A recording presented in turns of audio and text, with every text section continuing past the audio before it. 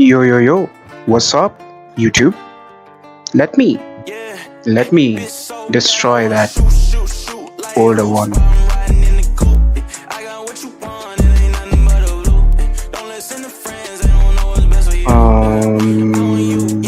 Yeah, field stream.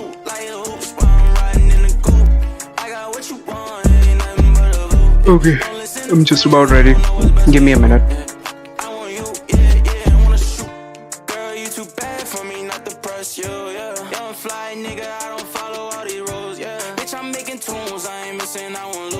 Let's go to an island where the water around is blue, blue, blue. I got two bad bitches in the coop, 42 in the bottle, glasses on full too. Ain't no games. Are there images? Take a trip, let's go shopping. I got blues, yeah. Oh my god. What the heck is this? I'm just saying, let me help you upgrade you, yeah. Fuck that nigga, he don't care about you, yeah. Girl, move on. He can't treat you like I do, my money too long. How many words are these? We are early, hit our shot like Curry. Bitch, I wanna shoot like hoops, but I'm riding in the coupe. Why did I open this? Dude, get. Don't listen to friends, they don't know what's best for you. I want you, yeah, bet I wanna shoot like hoops, but I'm riding in the coupe. I got what you want, ain't nothing but a loop. Don't listen to friends, they don't know what's best for Okay, you. this seems better formatted. Or am I just coping? I may just be coping, dude. Don't trust me. Don't believe me. Dude, that's a lot of text. Okay, no images. Are there supposed to be images in there?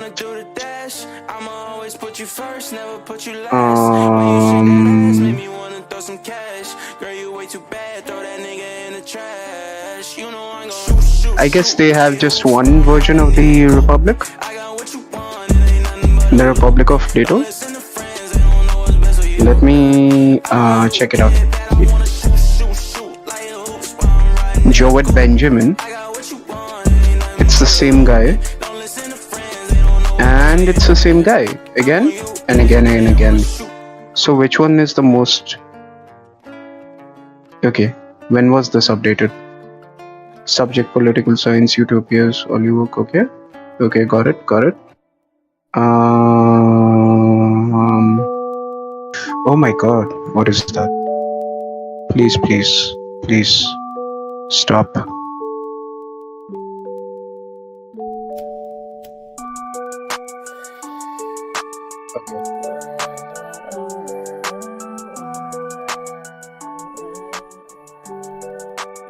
Okay. I think I'm in love, say it way too often. I can't play these games, think I'm switching up the offense. See me in LA, I be moving cautious. I can feel no pain rolling up, I'm so exhausted. I be so exhausted. Oh, I don't know. You could just have like a class. You could record things like this on Gutenberg, dude. And this is a good resource.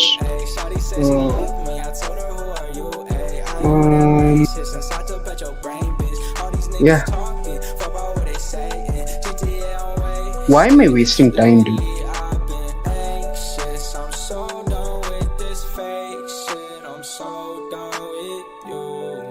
Okay, I'm done.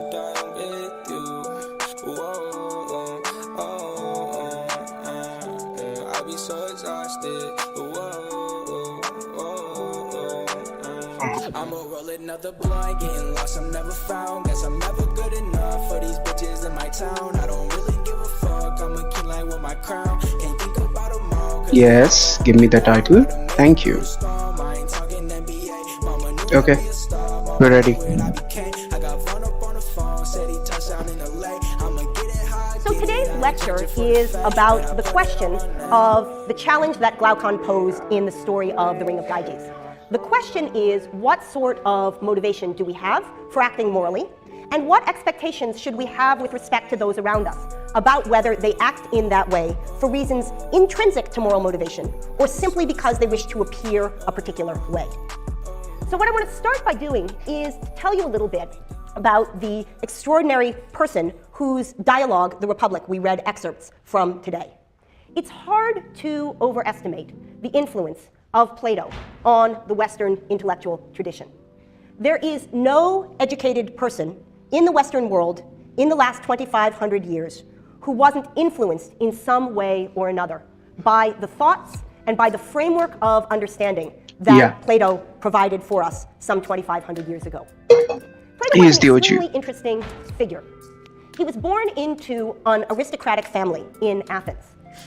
Some think that he was descended from one of the Athenian kings, but regardless, it's clear that the family of which he was a part were among the leaders of Athenian political society. Several of his uncles had been part of a coup in the government that took place several years before Plato came to maturity. And the expectation of people like Plato was that they would go into civic service, government, public leadership. It was as if he were a Kennedy or a Bush or a Clinton. He came from a family with a long history of political engagement, and the assumption was that he would become politically engaged himself. But interestingly, for reasons about which there are great speculations, Plato came under the influence of a man about 30 years his elder named Socrates, who, in the portraits that we have of him, looked remarkably like Plato himself. Socrates was the hairline, though, and the beard, Athens more well kept. Asked people to reflect on their commitments. Asked people to think about what the nature of fundamental things like justice and truth and reality and friendship and love and honesty were. He asked people to reflect on common opinion and to ask themselves what of the things that they believed were well-grounded and what of the things that they believed were simply matters of received opinion. And in part because of his provocation, Socrates was sentenced to death in 399 before the Common Era. When Plato was roughly 30 years old, Plato attended the death of his great teacher. And he describes the story of the trial at which Socrates was accused of corrupting the youth of Athens in an extraordinary dialogue known as the Apology. And the legacy that the Apology provides is something like the legacy that the Gospels provide for the life of Jesus. It's a story of a person willing to die for the sake of principle in a way that became a trope for Western civilization. So in an extraordinary painting, which you can see if you go to the Metropolitan Museum in New York City, there is a depiction of the death of Socrates. And here is Socrates drinking from the chalice of hemlock, which is to put him to death. Here are his disciples, including Plato, calmly at the end of the bed, and Crito holding his leg. Up the stairs here, which you can't see, are some other figures leaving. But what's extraordinary about this picture is that it was painted in 1787 Let me find that picture. By one of the artists involved in the French Revolution. It was in fact displayed to Thomas Jefferson, who admired it greatly. And one of the striking things about its composition is that in some ways it echoes Leonardo da Vinci's famous painting of The Last Supper, where, those of you who are familiar with the painting know, Jesus sits at the center of the table surrounded by disciples. Whereas that is a story of death for the sake of faith, Socrates' story is a story of death for the sake of Look at him, dude. And the idea that a life lived on the basis of principle, recorded by disciples who can explain the motivation for that life, the idea that that can influence thousands of years of history and can inspire... Dude, how could people paint like this? Shit. This is so good. What the hell? Check this out. This just... I mean, just look at this. Let me zoom in a bit more. Come on, gimme. Yes. Look at the details, bro. It's so clean too. Everything is so... Yeah, it's like a dream. It's not... Everybody's fucking jacked. Or that, that slim version of jacked where you don't take TRT. and whatever that is. Except this guy looks roided up. Look at those veins, dude. Look at those veins, dude. Anyway. Political change and principled commitment is one of the legacies that Plato left us. After Socrates' death, Plato devoted himself to a life of learning, and in 385 before the Common Era, started what many call the first university or academy in the Western world. At that academy, Plato trained many of the thinkers of ancient Athens, including Aristotle, whose works we'll be reading next week. While there, Plato composed a number of works that have endured. Among them is the Republic, which we read excerpts from for today. And here's a particularly beautiful 3rd century manuscript of the Republic, one of the tens of thousands of documents discovered at Oxyrhynchus in Egypt roughly a century ago. And I've put the spelling up there so that those of you who are intrigued can go and read about this. It's kind of wild, you know, the Republic.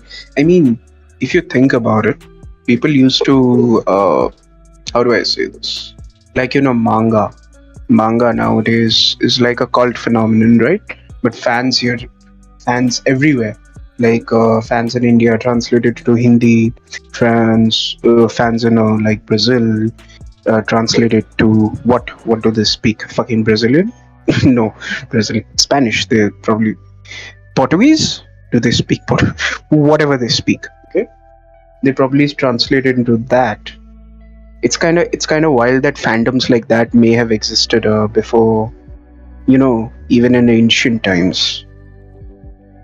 I mean, you could argue that, you know, since it's paper and text, so at that time maybe people were not that literate and whatever. So it's like things like this can be only done by the state. But to be honest, is that really true? I mean, look at us now. Majority of middle class in India and wherever, like Brazil, is like the top 10% of the population. Middle class is just like the top 10 or 20% of every country.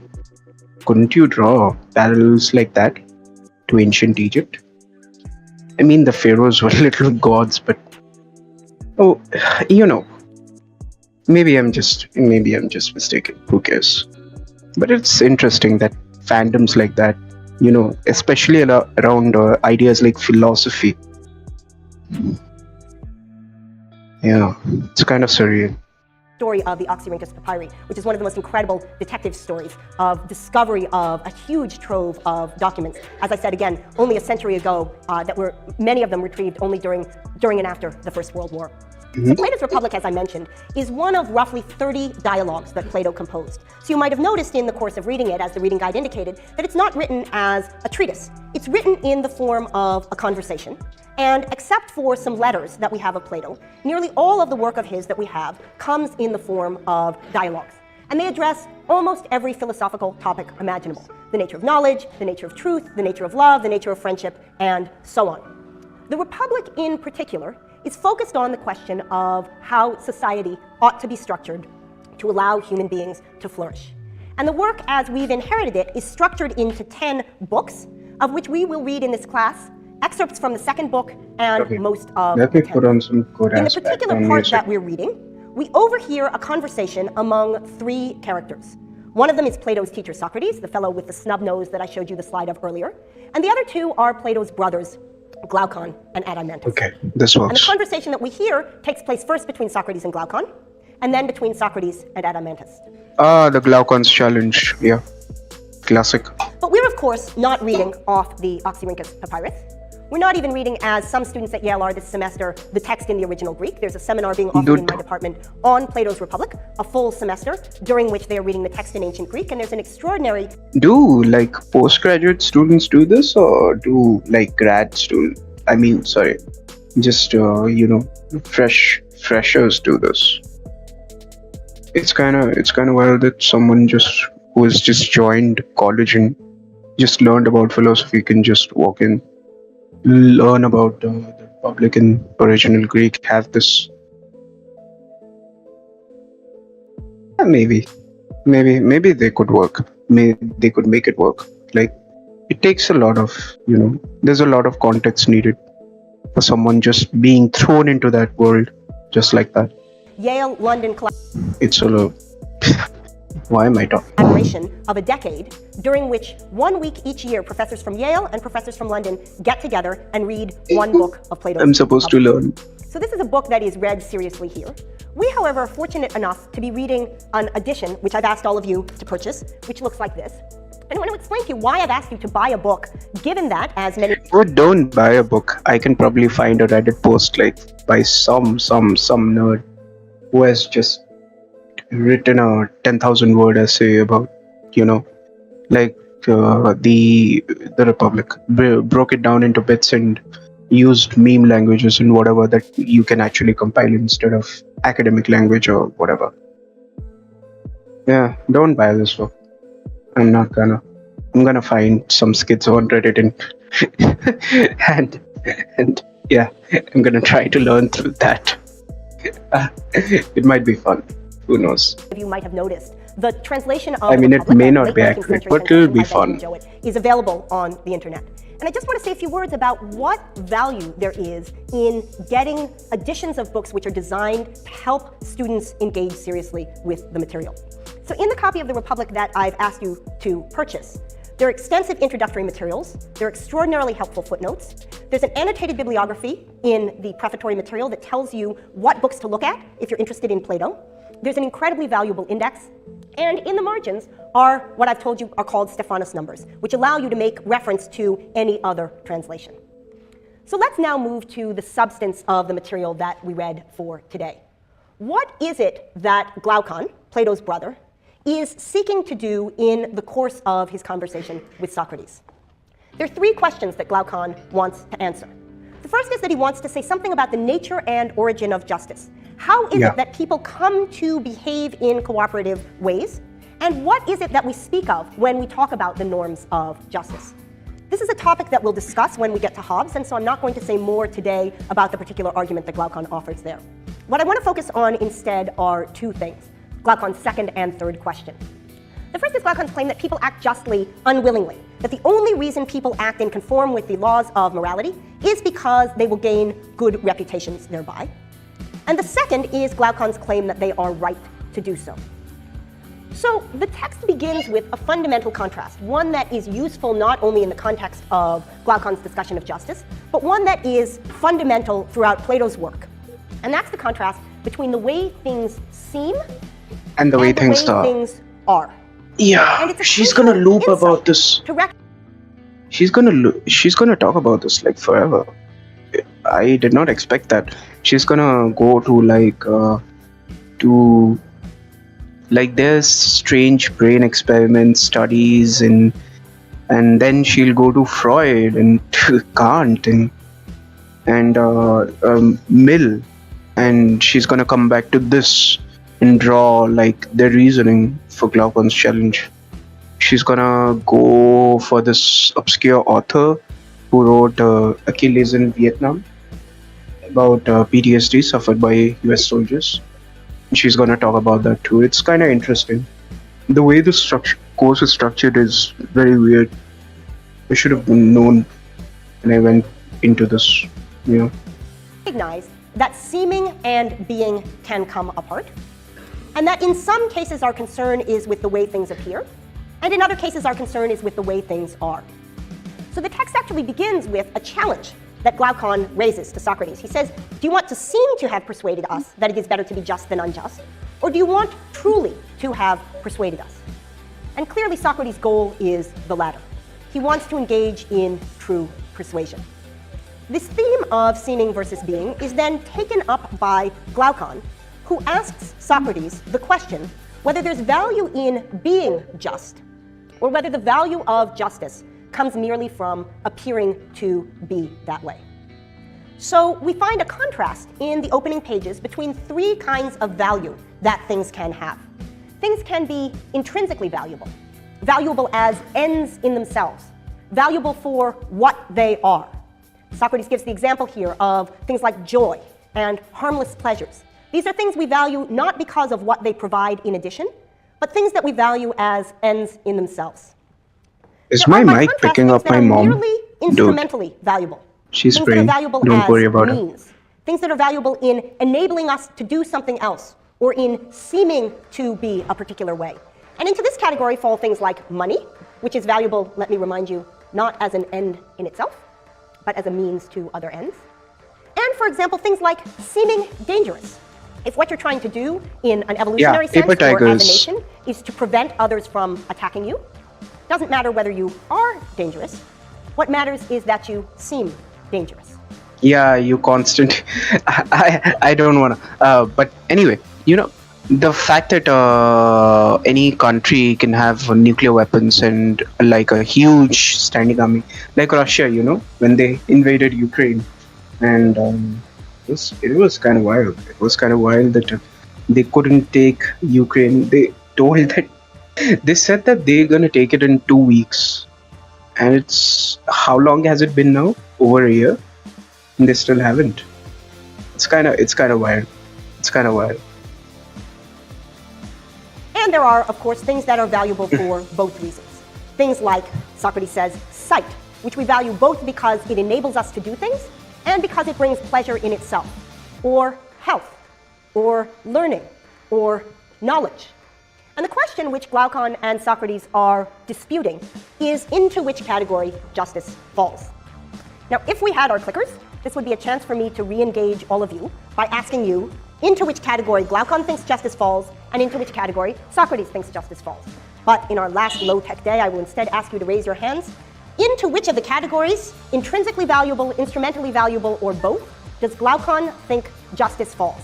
How many think justice is merely intrinsically valuable? How many think he thinks it's merely instrumentally valuable? Yeah. And how many think he thinks it's both? By contrast, Socrates, intrinsically valuable, instrumentally valuable, both.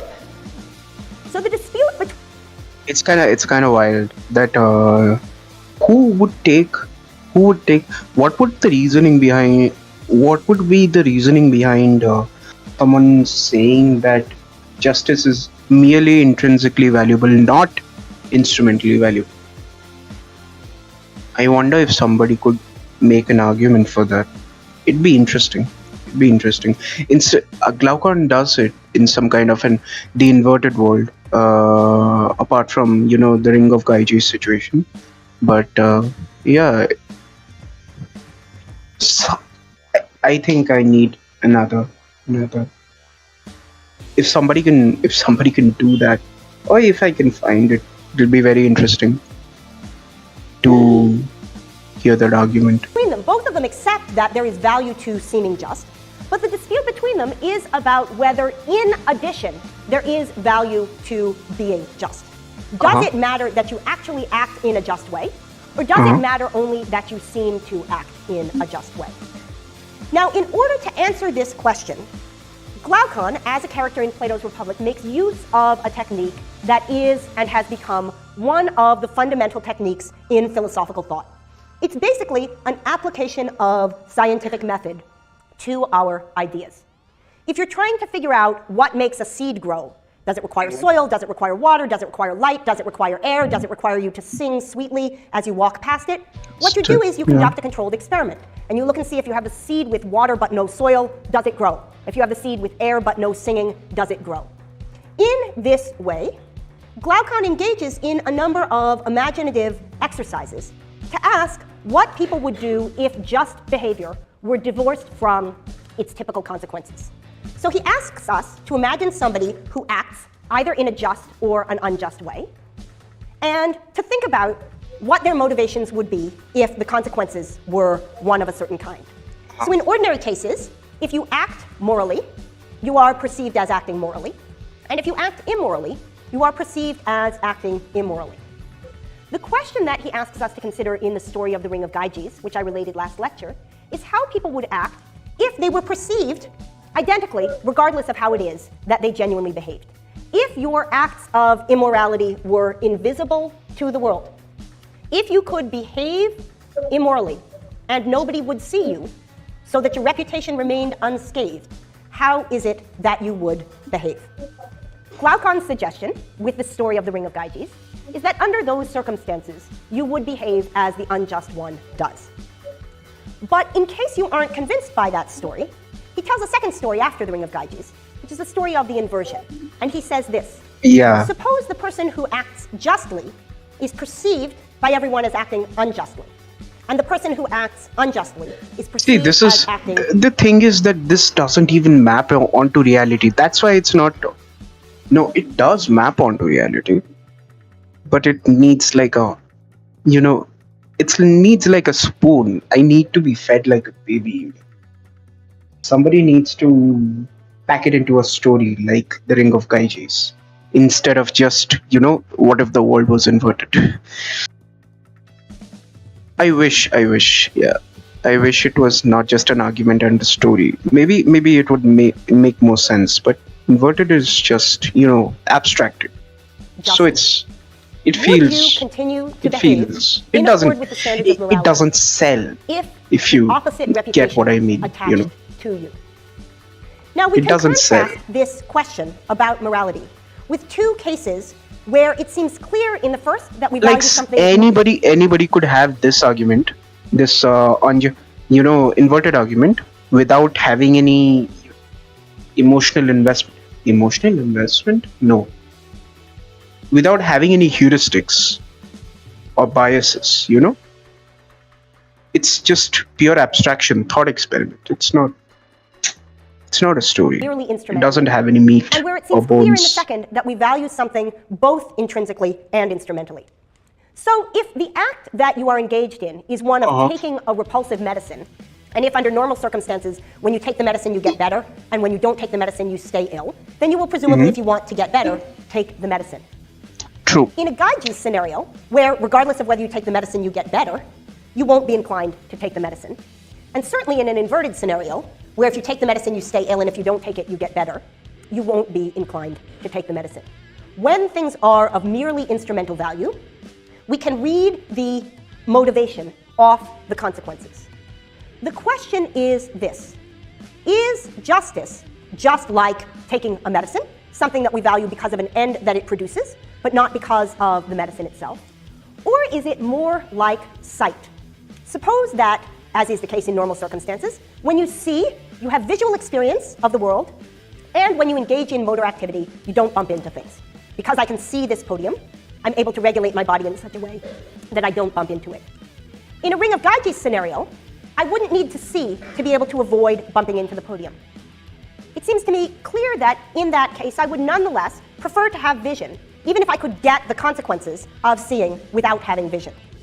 And the question of what I would do in the inverted case, where I could have either sight and the ability to avoid objects, or the ability to avoid objects and not sight, is one where I don't know how to answer. So the challenge that Glaucon poses to you is the following. Is morality for you something merely like taking medicine? Do you behave morally so that you have the reputation of behaving morally? Or do you behave morally because morality, like being able to see, is something that's valuable in itself to you and valuable to you because of the consequences that it produces? That's the challenge of Plato's Republic. And in next week's class and the week after that, we'll hear some of the answers that are offered to Glaucon's challenge. What I want to move to now is the second text that we read for today, a text by the contemporary psychologist Daniel Batson, which addresses the question of moral integrity and moral hypocrisy from an empirical psychological perspective. Batson's question is this: is it the aim of people to be moral, or is it the aim of people merely to appear to be so? Batson looks somewhat unlike Plato and Socrates. He's a living man, teaches at the University of Kansas. He even has a computer printer. And in the work that we read for today, we get a description of empirical studies that Batson did on the question of how people behave when they think they are not being observed. How do they construe their actions to themselves? Dude, and what factors... This is such a blackpilling study, dude. It's kind of... Wait. Let me get rid of this. Zoom in a bit. so that people can. Yep, there we go.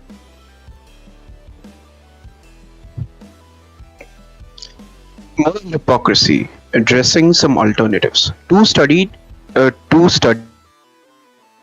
nations. Okay, this is the follow-up study. I fucking linked the wrong study, dude. Oh my god, what a fail, dude. It probably has the previous study inside this. Probably has the data, right? I mean, all of that work. I even read, like, I skimmed through yeah. It has the fucking things from study one. Okay. I kind of freaked out. Back to the lecture. Dude, lady, save me. Any lead them to behave in more honest ways. Uh-huh. So Batson presents subjects with a very simple experimental scenario. It's the right People study. who participate in It has the first study within. It's a sequel to the first study and has the first study most important elements of the first study within it. It's fine. It's fine. come into his laboratory and are told that their job is to decide which of two tasks they are assigned to and which of two tasks a second person whom they won't be meeting will be assigned to. Uh-huh. One of the tasks is fun and interesting, and each correct answer that you give provides you with a lottery ticket for a lottery in which you'll win a certain amount of money. And the other task is described as kind of dull, and each correct answer that you give will not result in your being entered in a lottery. So people are told you can decide to assign yourself to the fun, interesting lottery chance task and the other person to the boring no lottery task. Or you can decide to assign the other person to the fun, interesting task and yourself to the boring no lottery task.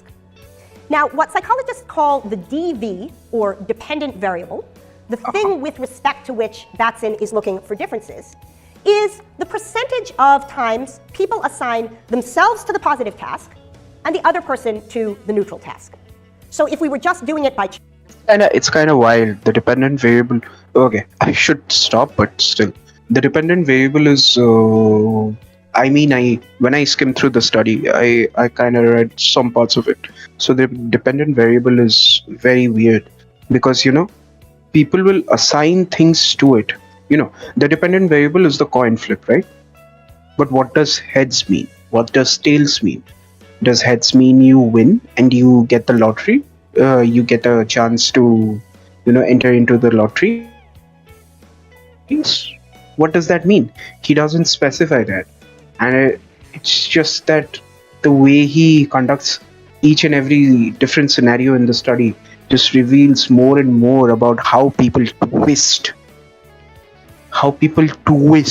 logic and reason to favor themselves, to act in their own favor. It's kind of wild. If you were literally just flipping a coin, what percent of the time would the self-positive task be assigned? What percent of the time would the person assign themselves to the positive task, hold up the number of fingers times 10 such that it would be that percent of the time?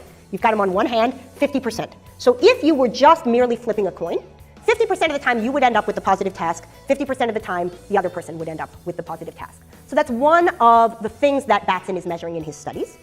And the other thing that Batson is measuring in his studies is the point value that people assign to themselves with respect to how moral their action was. If they think their action was perfectly moral in making the assignment, then they give themselves a 9. If they think the action was perfectly immoral in making the assignment, they give themselves a 1. So those are the things that Batson is measuring. So that's psychology term number 1, dependent variable, that which you're looking to see differences among in your studies. Now, those of you who have taken psychology courses, who have had roommates who have taken psychology courses, know that when psychology studies are conducted, subjects are presented with what are called conditions. That is, when they come in, one thing happens to them or another thing happens to them. The bean that I described in the science study might be in the condition where it has soil plus water and no air, or it might be in the condition where it has soil plus singing and no water. Likewise, subjects in Batson's experiment might be in a case where they just come in and they're told there are these two possibilities. You can assign yourself positive or this other person negative, or they're told that they're in some sort of scenario where they can use chance to make the decision. Now, I ask you in the reading guide to try to understand the chart in which Batson presents his results. And what I want to do in the next few minutes of lecture is to explain to you what the extraordinarily interesting results that he came up with mean.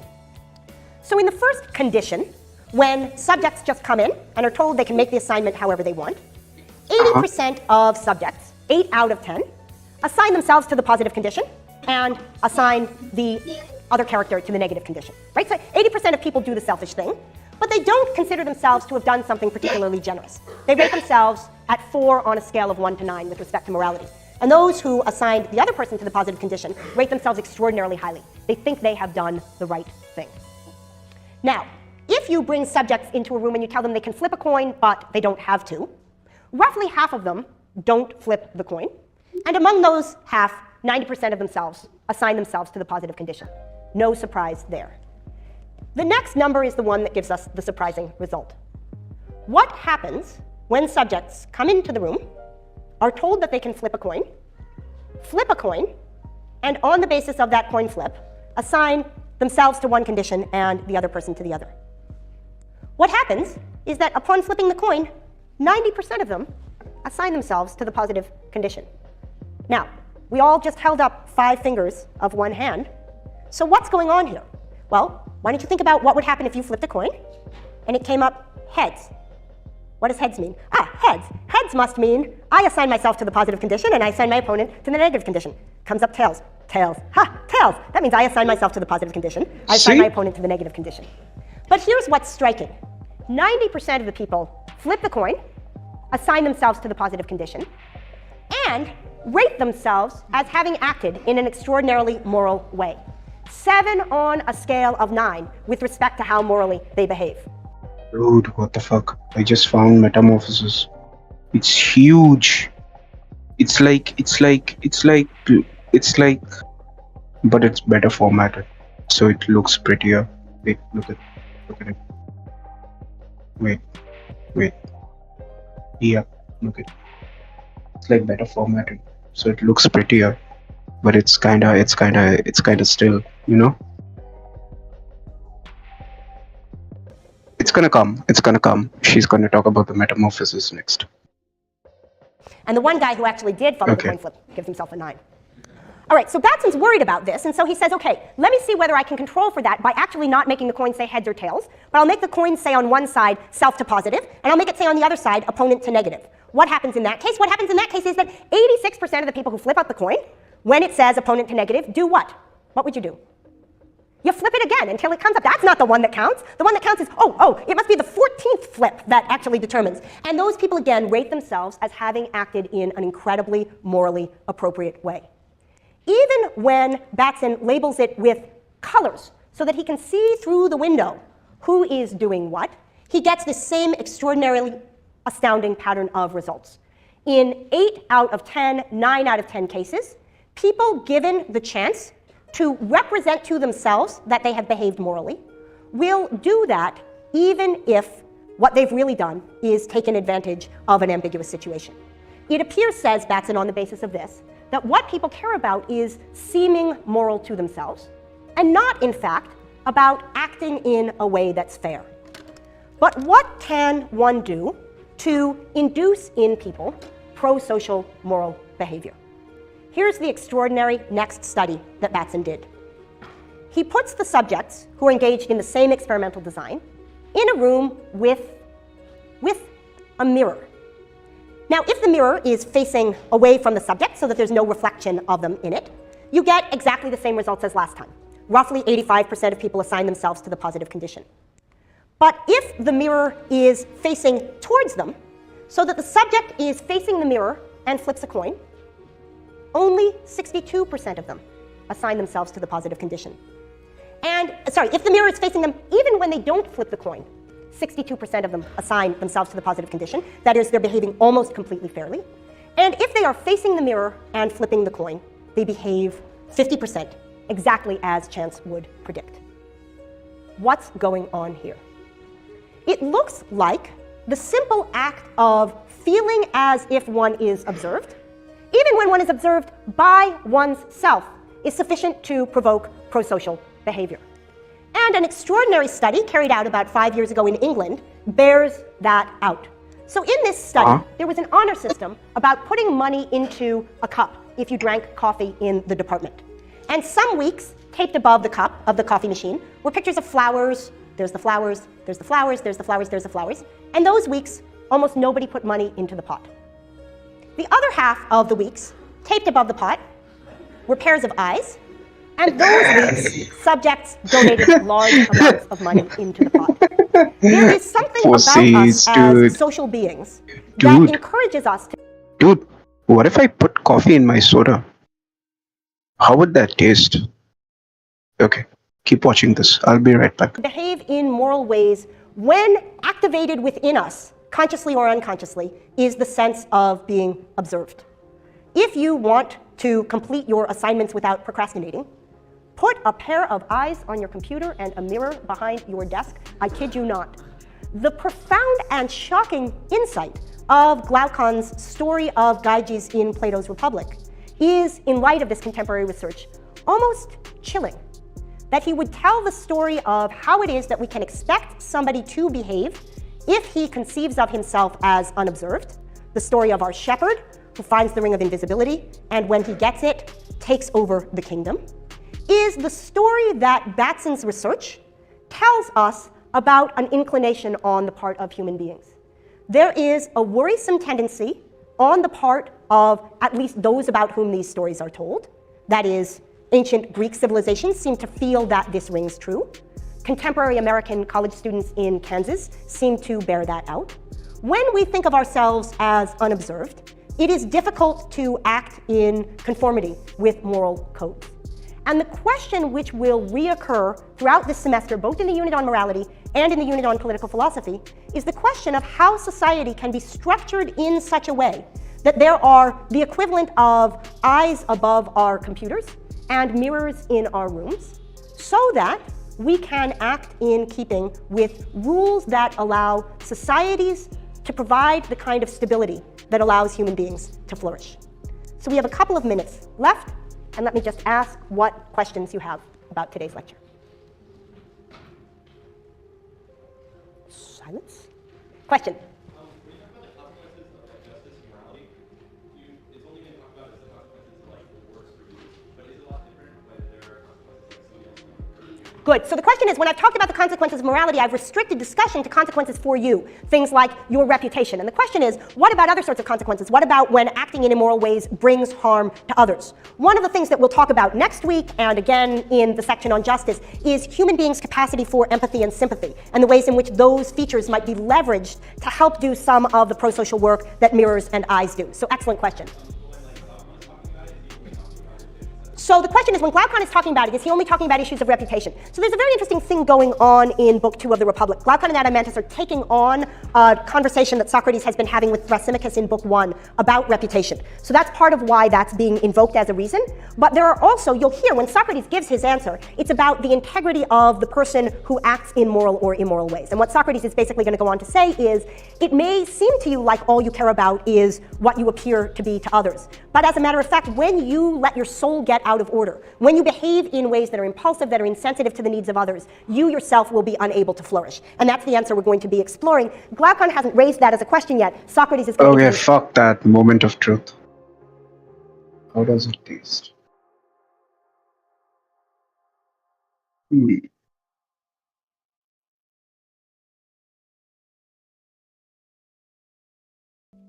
Not bad, dude.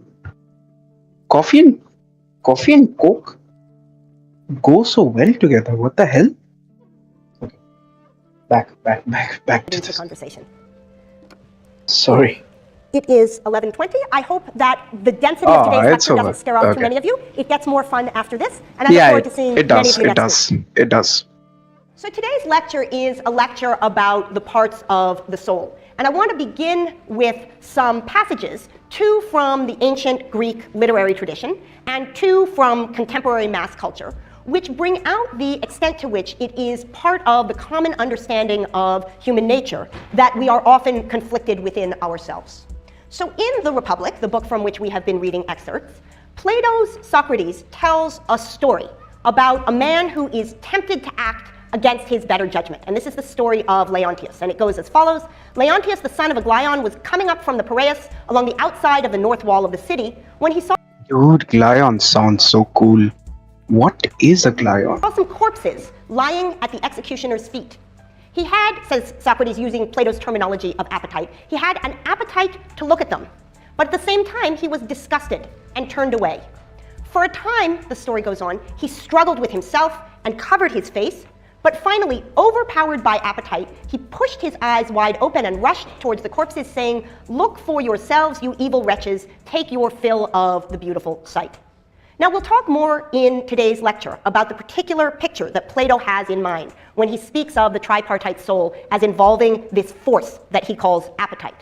But the basic description that we have here doesn't rest in any way on a particular Platonic framework. The idea that one can, on the one Dude, I'm misspelling it. hand, feel Okay. compelled to do something, eat a piece of chocolate cake, check one's Facebook page. Those are temptations that one can try to control and struggle with oneself about. And the narrative that will take place in the next 4 or 5 lectures is about what sorts of strategies are available for us given that these kinds of conflicts inevitably arise.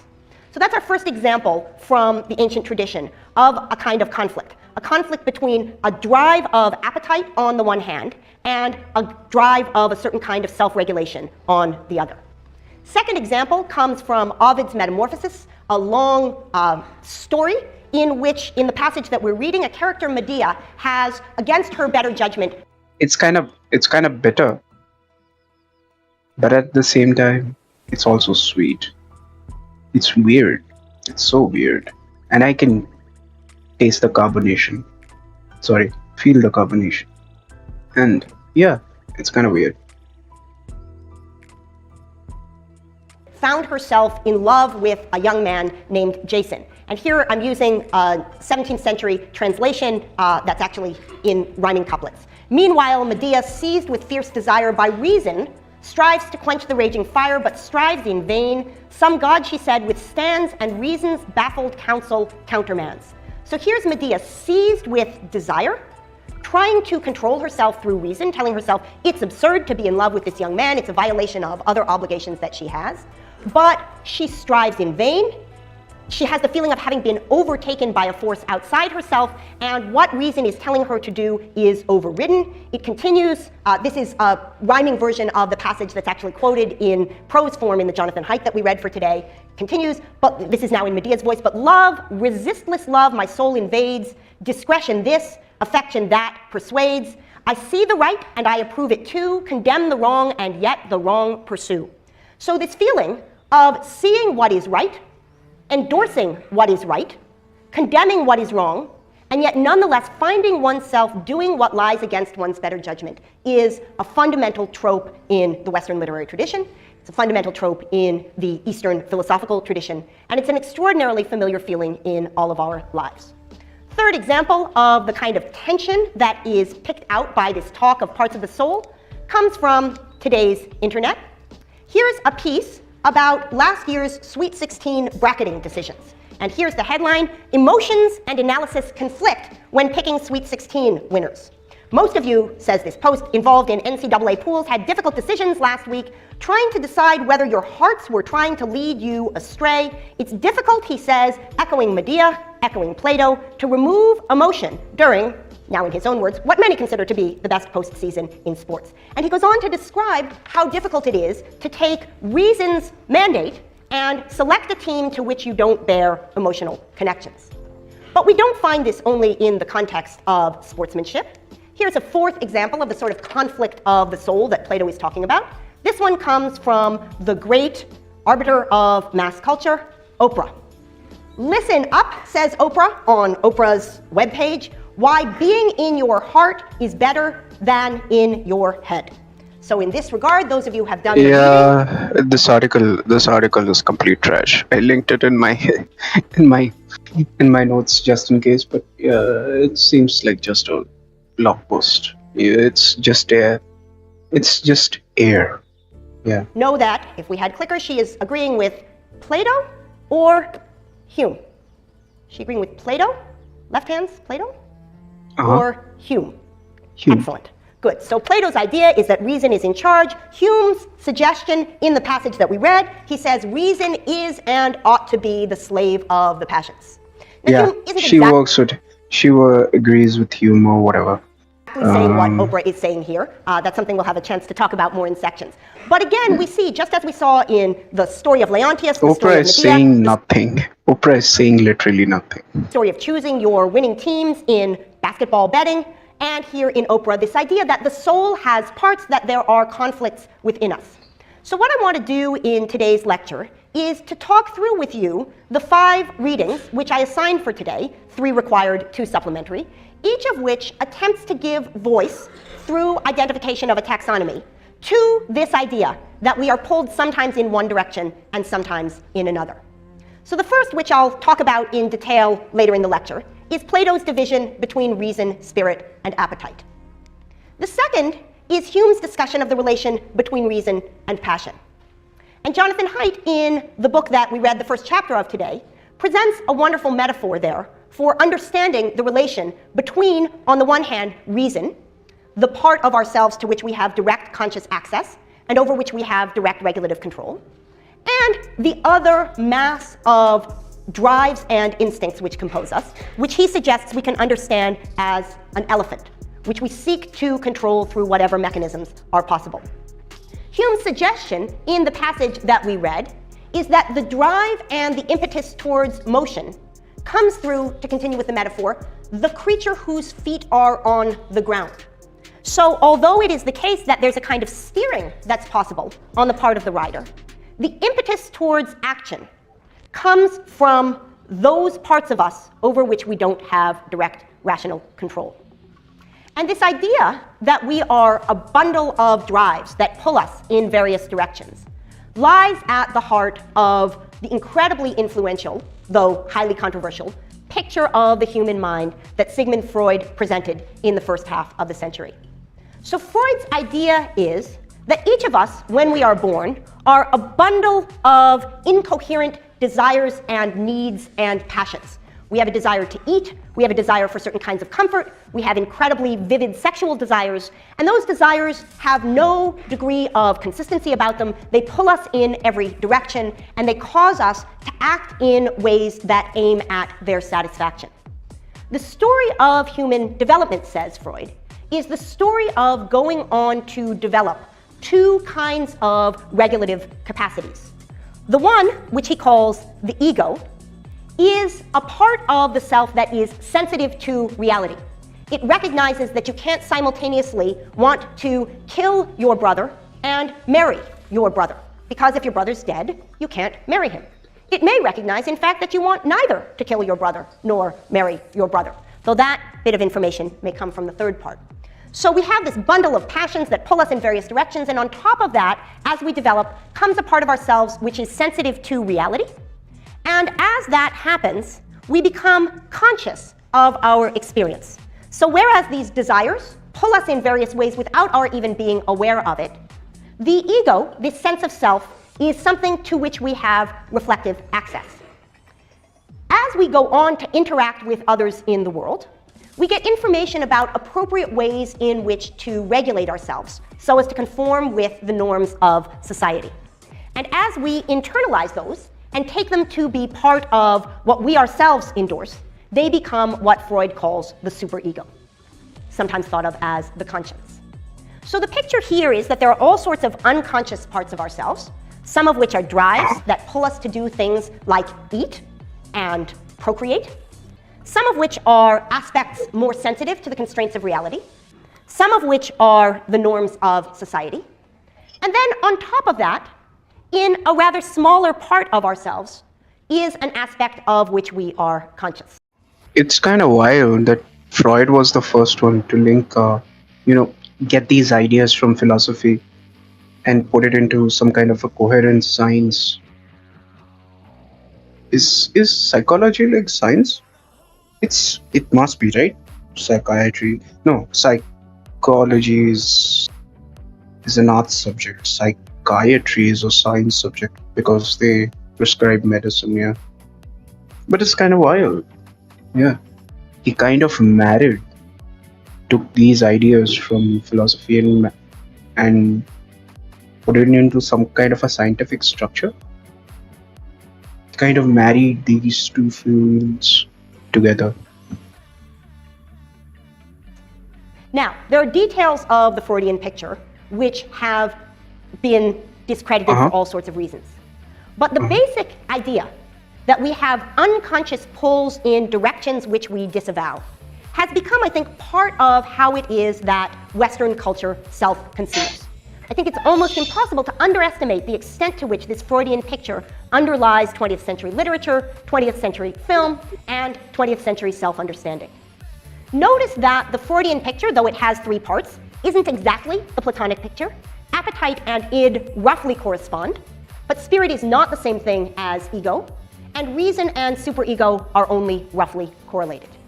Those of you who are intrigued by this brief discussion can go back and look in this week's readings and read Freud's own presentation of the theory that I've just described. The fourth distinction, which I'll go on to discuss in the main part of the lecture, is a contemporary distinction between System 1 and System 2, or between a sort of automatic heuristic processing system and a rational reflective processing system. And as I said, I'll talk about that in the bulk part of the lecture. I want to just now introduce our fifth set of divisions. And these are the four divisions which Jonathan Haidt identifies in the opening chapter. So, as you know, we read the Plato, we had the option of reading the Hume, the option of reading the Freud, we read the Evans piece, and we read the Haidt. So Haidt's first distinction is between what he calls mind and body. And what he points out there is that though much of our bodily regulation happens through the brain, there are independent loci of processing. In particular, the gut, our digestive organs, can run relatively independently of the brain. And he provides some examples of that. But strikingly, one of the things that he does not discuss is the famous example of Mike the Headless Rooster. But at the same time, you know, okay, let me pull up. I think I have Haidt's, do I have Haidt's? No, I don't. Okay, but whatever. Okay, I'll find it. This is a Wikipedia summary of whatever, the happiness hypothesis, the one she's quoting from. Of course, you cannot find this book. You know, it's paywalled. But yeah, Wikipedia goes over whatever, you know. Kinda goes off, but not exactly. You still need to find the book, I guess. Good luck. Who was a rooster, here he is on the cover of Life magazine, who soon after the Second World War was beheaded. Yeah, this rooster, and who went on to live for another 18 months, perfectly happily.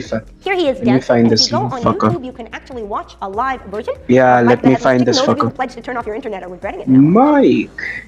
So the point Headless about Mike the Chicken. Headless Chicken is that there's a whole bunch of motor control representations that take place not in the organ where one would typically expect it, in the head, but rather along the spinal cord in various ways. So the first division to which Haidt adverts is the fact that it's actually a biological feature of us that regulation of action happens through all sorts of biological processes, some of which are located up here, and others of which communicate with the parts of our limbs and so on only through lower parts of the spinal cord. The second division that Haidt reminds us of the importance of is the Okay, before that, look at this chicken, dude. It's wild. This chicken is wild. Back. Get out. Thank you. Proof is in the pudding. I went out and seen it. I'm sorry, there's not a better quality video. The rest of the YouTube videos are slideshows with a narrator. He was a great rooster. You got me though. Once upon a time and a half, but it's kind of hard for anybody to believe. But it's true. Yeah, it is true. Boost it.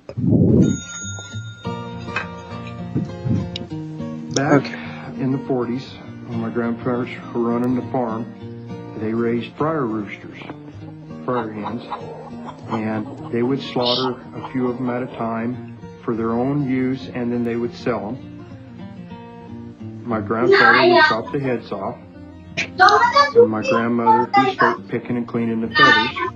Well, he would just keep chopping and throwing them down there in a pile, and they got to the end, and one still was alive walking around. Now, he told me that, on occasion, one would get up and they'd flop around and maybe live for a few minutes, but they'd always go ahead and die. But they had one that didn't die. Any normal man would reach down, pick him up, and cut his damn head off again. But not Dude, always. it's kind of wild. After you cut off chickens' heads, they kind of struggle for just a bit, like mantises. When female mantises cut off male mantises' heads, the body still functions. But chickens kind of are in pain. It's almost like the body is kind of. I don't want to describe it. It's kind of brutal. Oh. कौन है लोग?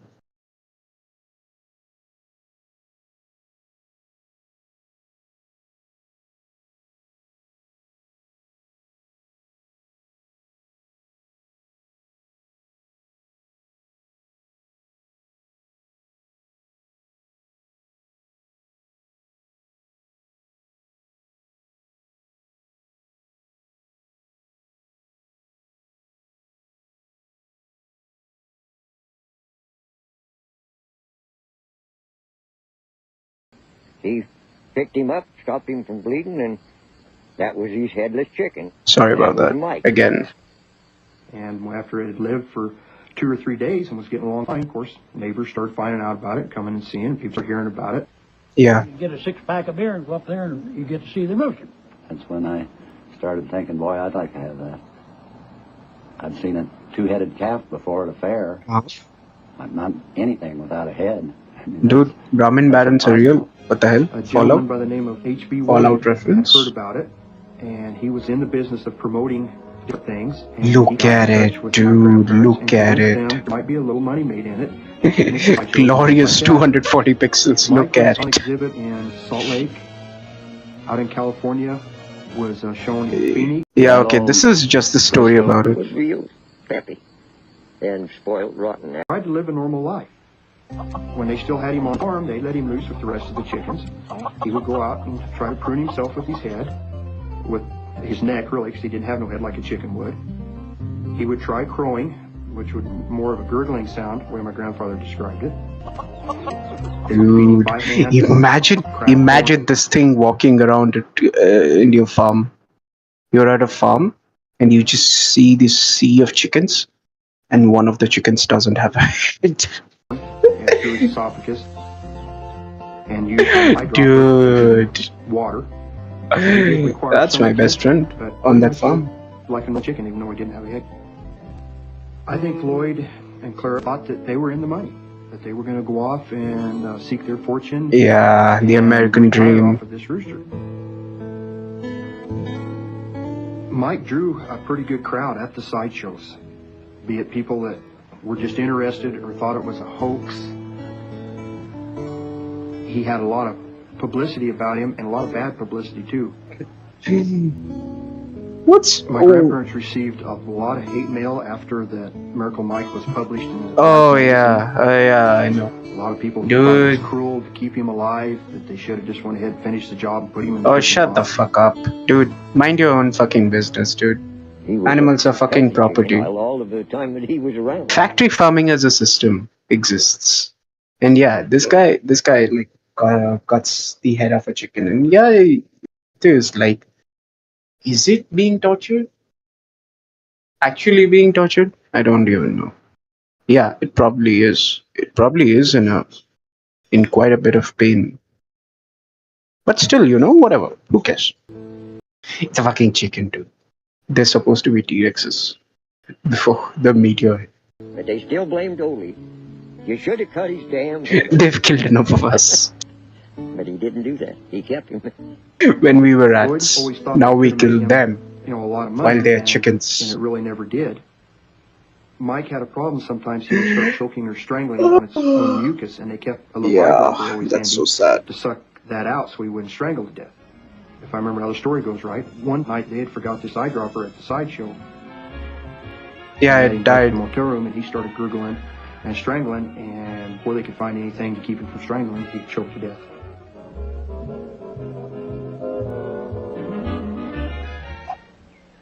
So sad. Who cares?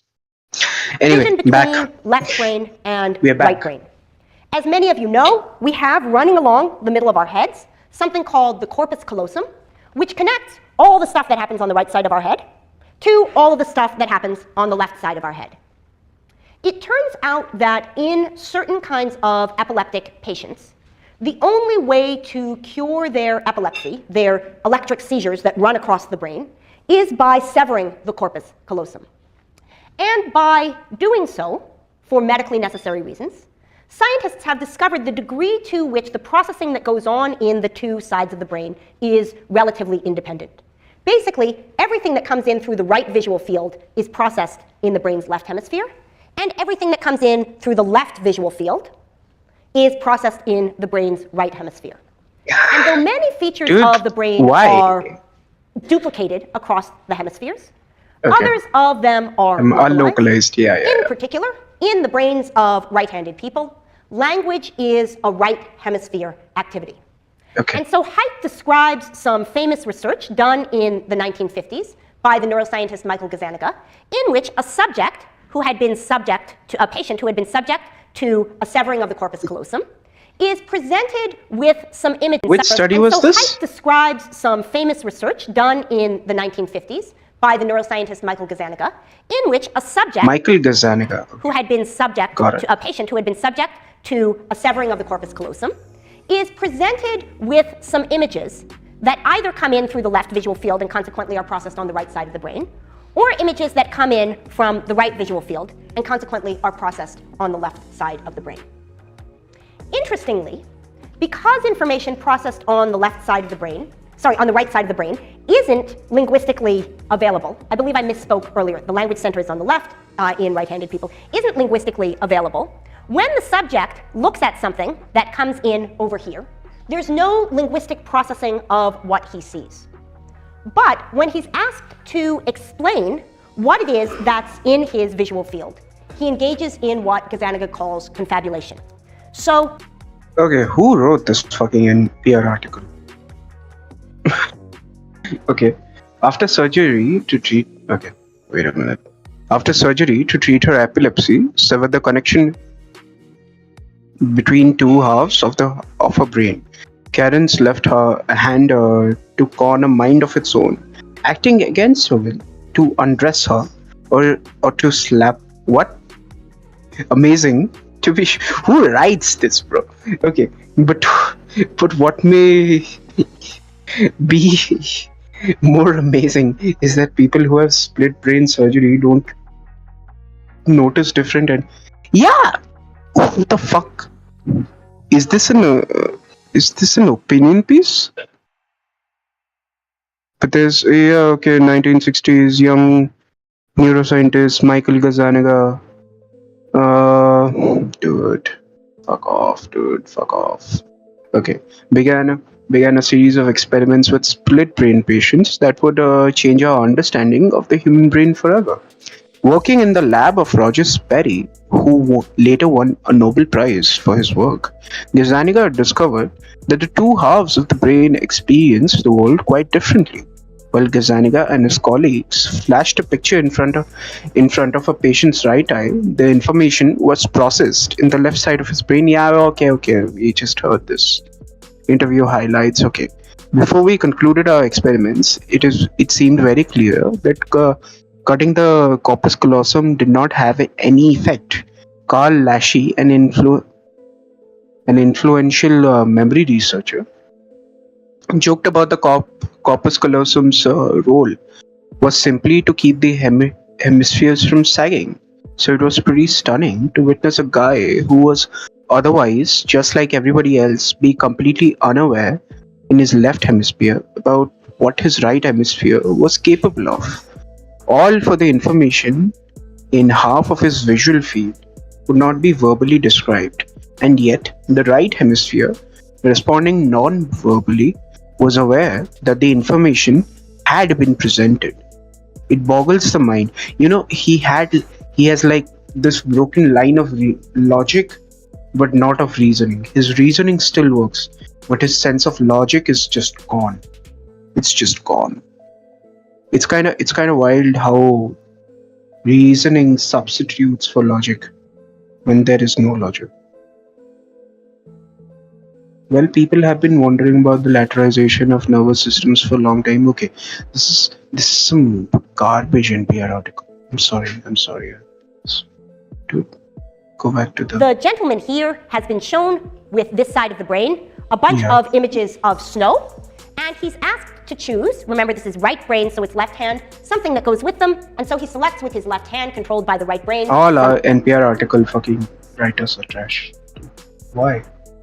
One head, two brains. The Atlantic. The left visual field, a shovel, something which would be enormously useful if you had snow. Meanwhile, the left side of his brain, through the right eye, controlling the right hand, sees a chicken claw and selects a chicken. Okay, so one side of his brain sees a chicken claw and selecting the thing that goes with it selects the chicken. The other side of his brain sees the snow and selecting the thing that goes with it selects the shovel. So far, so good. I've told you the brain is segregated in these sorts of ways, so it isn't surprising that the right side is selecting something that goes with what it saw, and the left side is selecting something that goes with what it saw. What happens next? What happens next is that the man looks down at the shovel and the chicken, which he has selected, and is confronted with the question of why he has chosen those things. Now, as far as the language center of his brain goes, he has no idea why he's chosen the chicken claw. Right? That information hasn't entered into the part of his brain where the linguistic... Dude, 1950s? Because Gazzaniga was like alive until 2000? Because there's a study published by him in the Oxford, whatever journal this is, whatever it may be. Neuroscience journal? Who knows? Okay. Yeah, this study by him, July 1st, 2000. What the hell? Cerebral specialization and interhemispheric communication. Does the corpus callosum enable the human condition? Oh, interesting. Processing is taking place. Nonetheless, what he does is something called confabulates. He says, oh, I picked the shovel because I need to shovel out the chicken coop. He comes up with an explanation for why it is that he has chosen as he has chosen.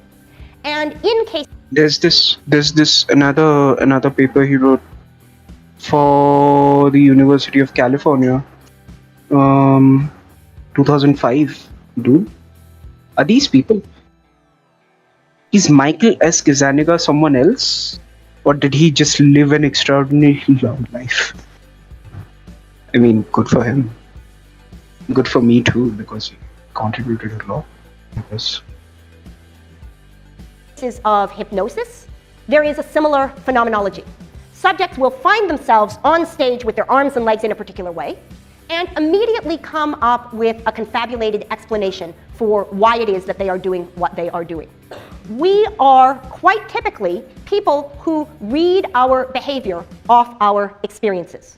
And when we talk about emotion and self-understanding, we will come back to this issue. So the point about left and right brain is twofold.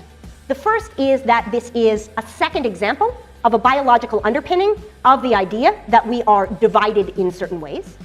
And the second is the idea of confabulation in the sense that, to use the rider-elephant metaphor, it's as if the rider thinks that it's his feet that are on the ground rather than the elephant's.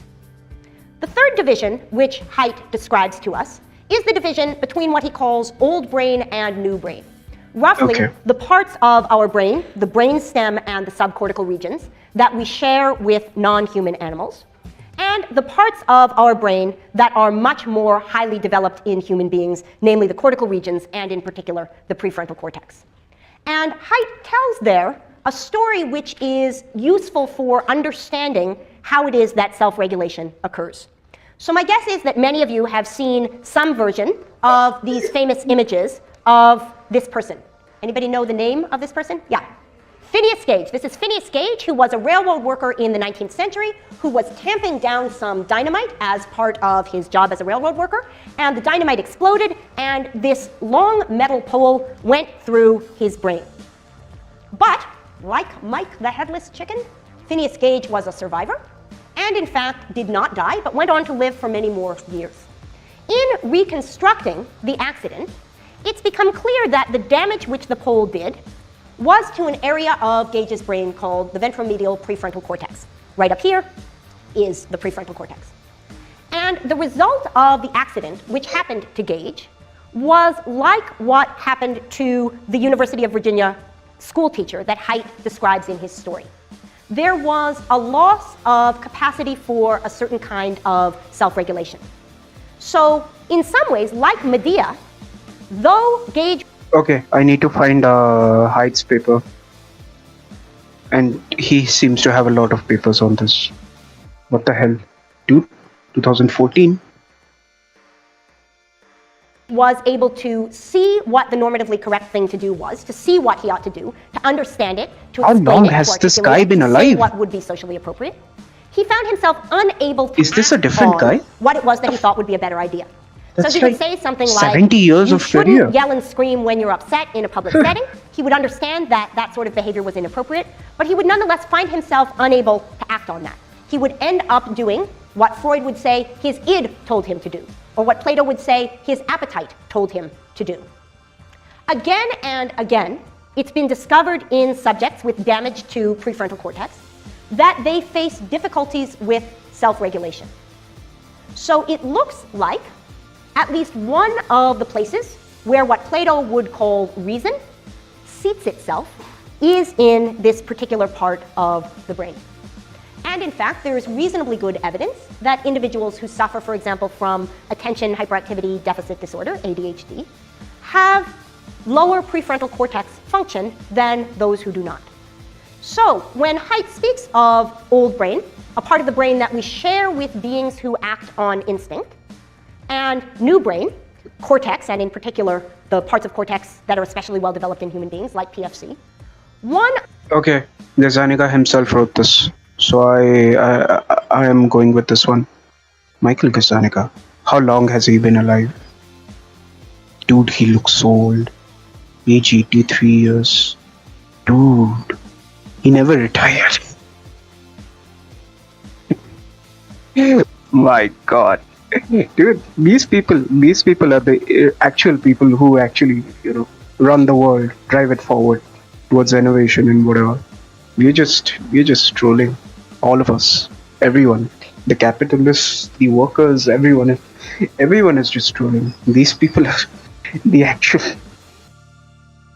Of the things that he is talking about is this capacity for the amount of self-regulation. dedication needed for this. And when we talk about weakness of the will in He must roughly be compensated. 5 classes, we'll talk about some of the ways in which we can Monetarily, right? exploit the fact that we have these complex brains capable of learning patterns both through our old systems and through our new ones. So we are capable of regulation both in the way that dogs and cats are.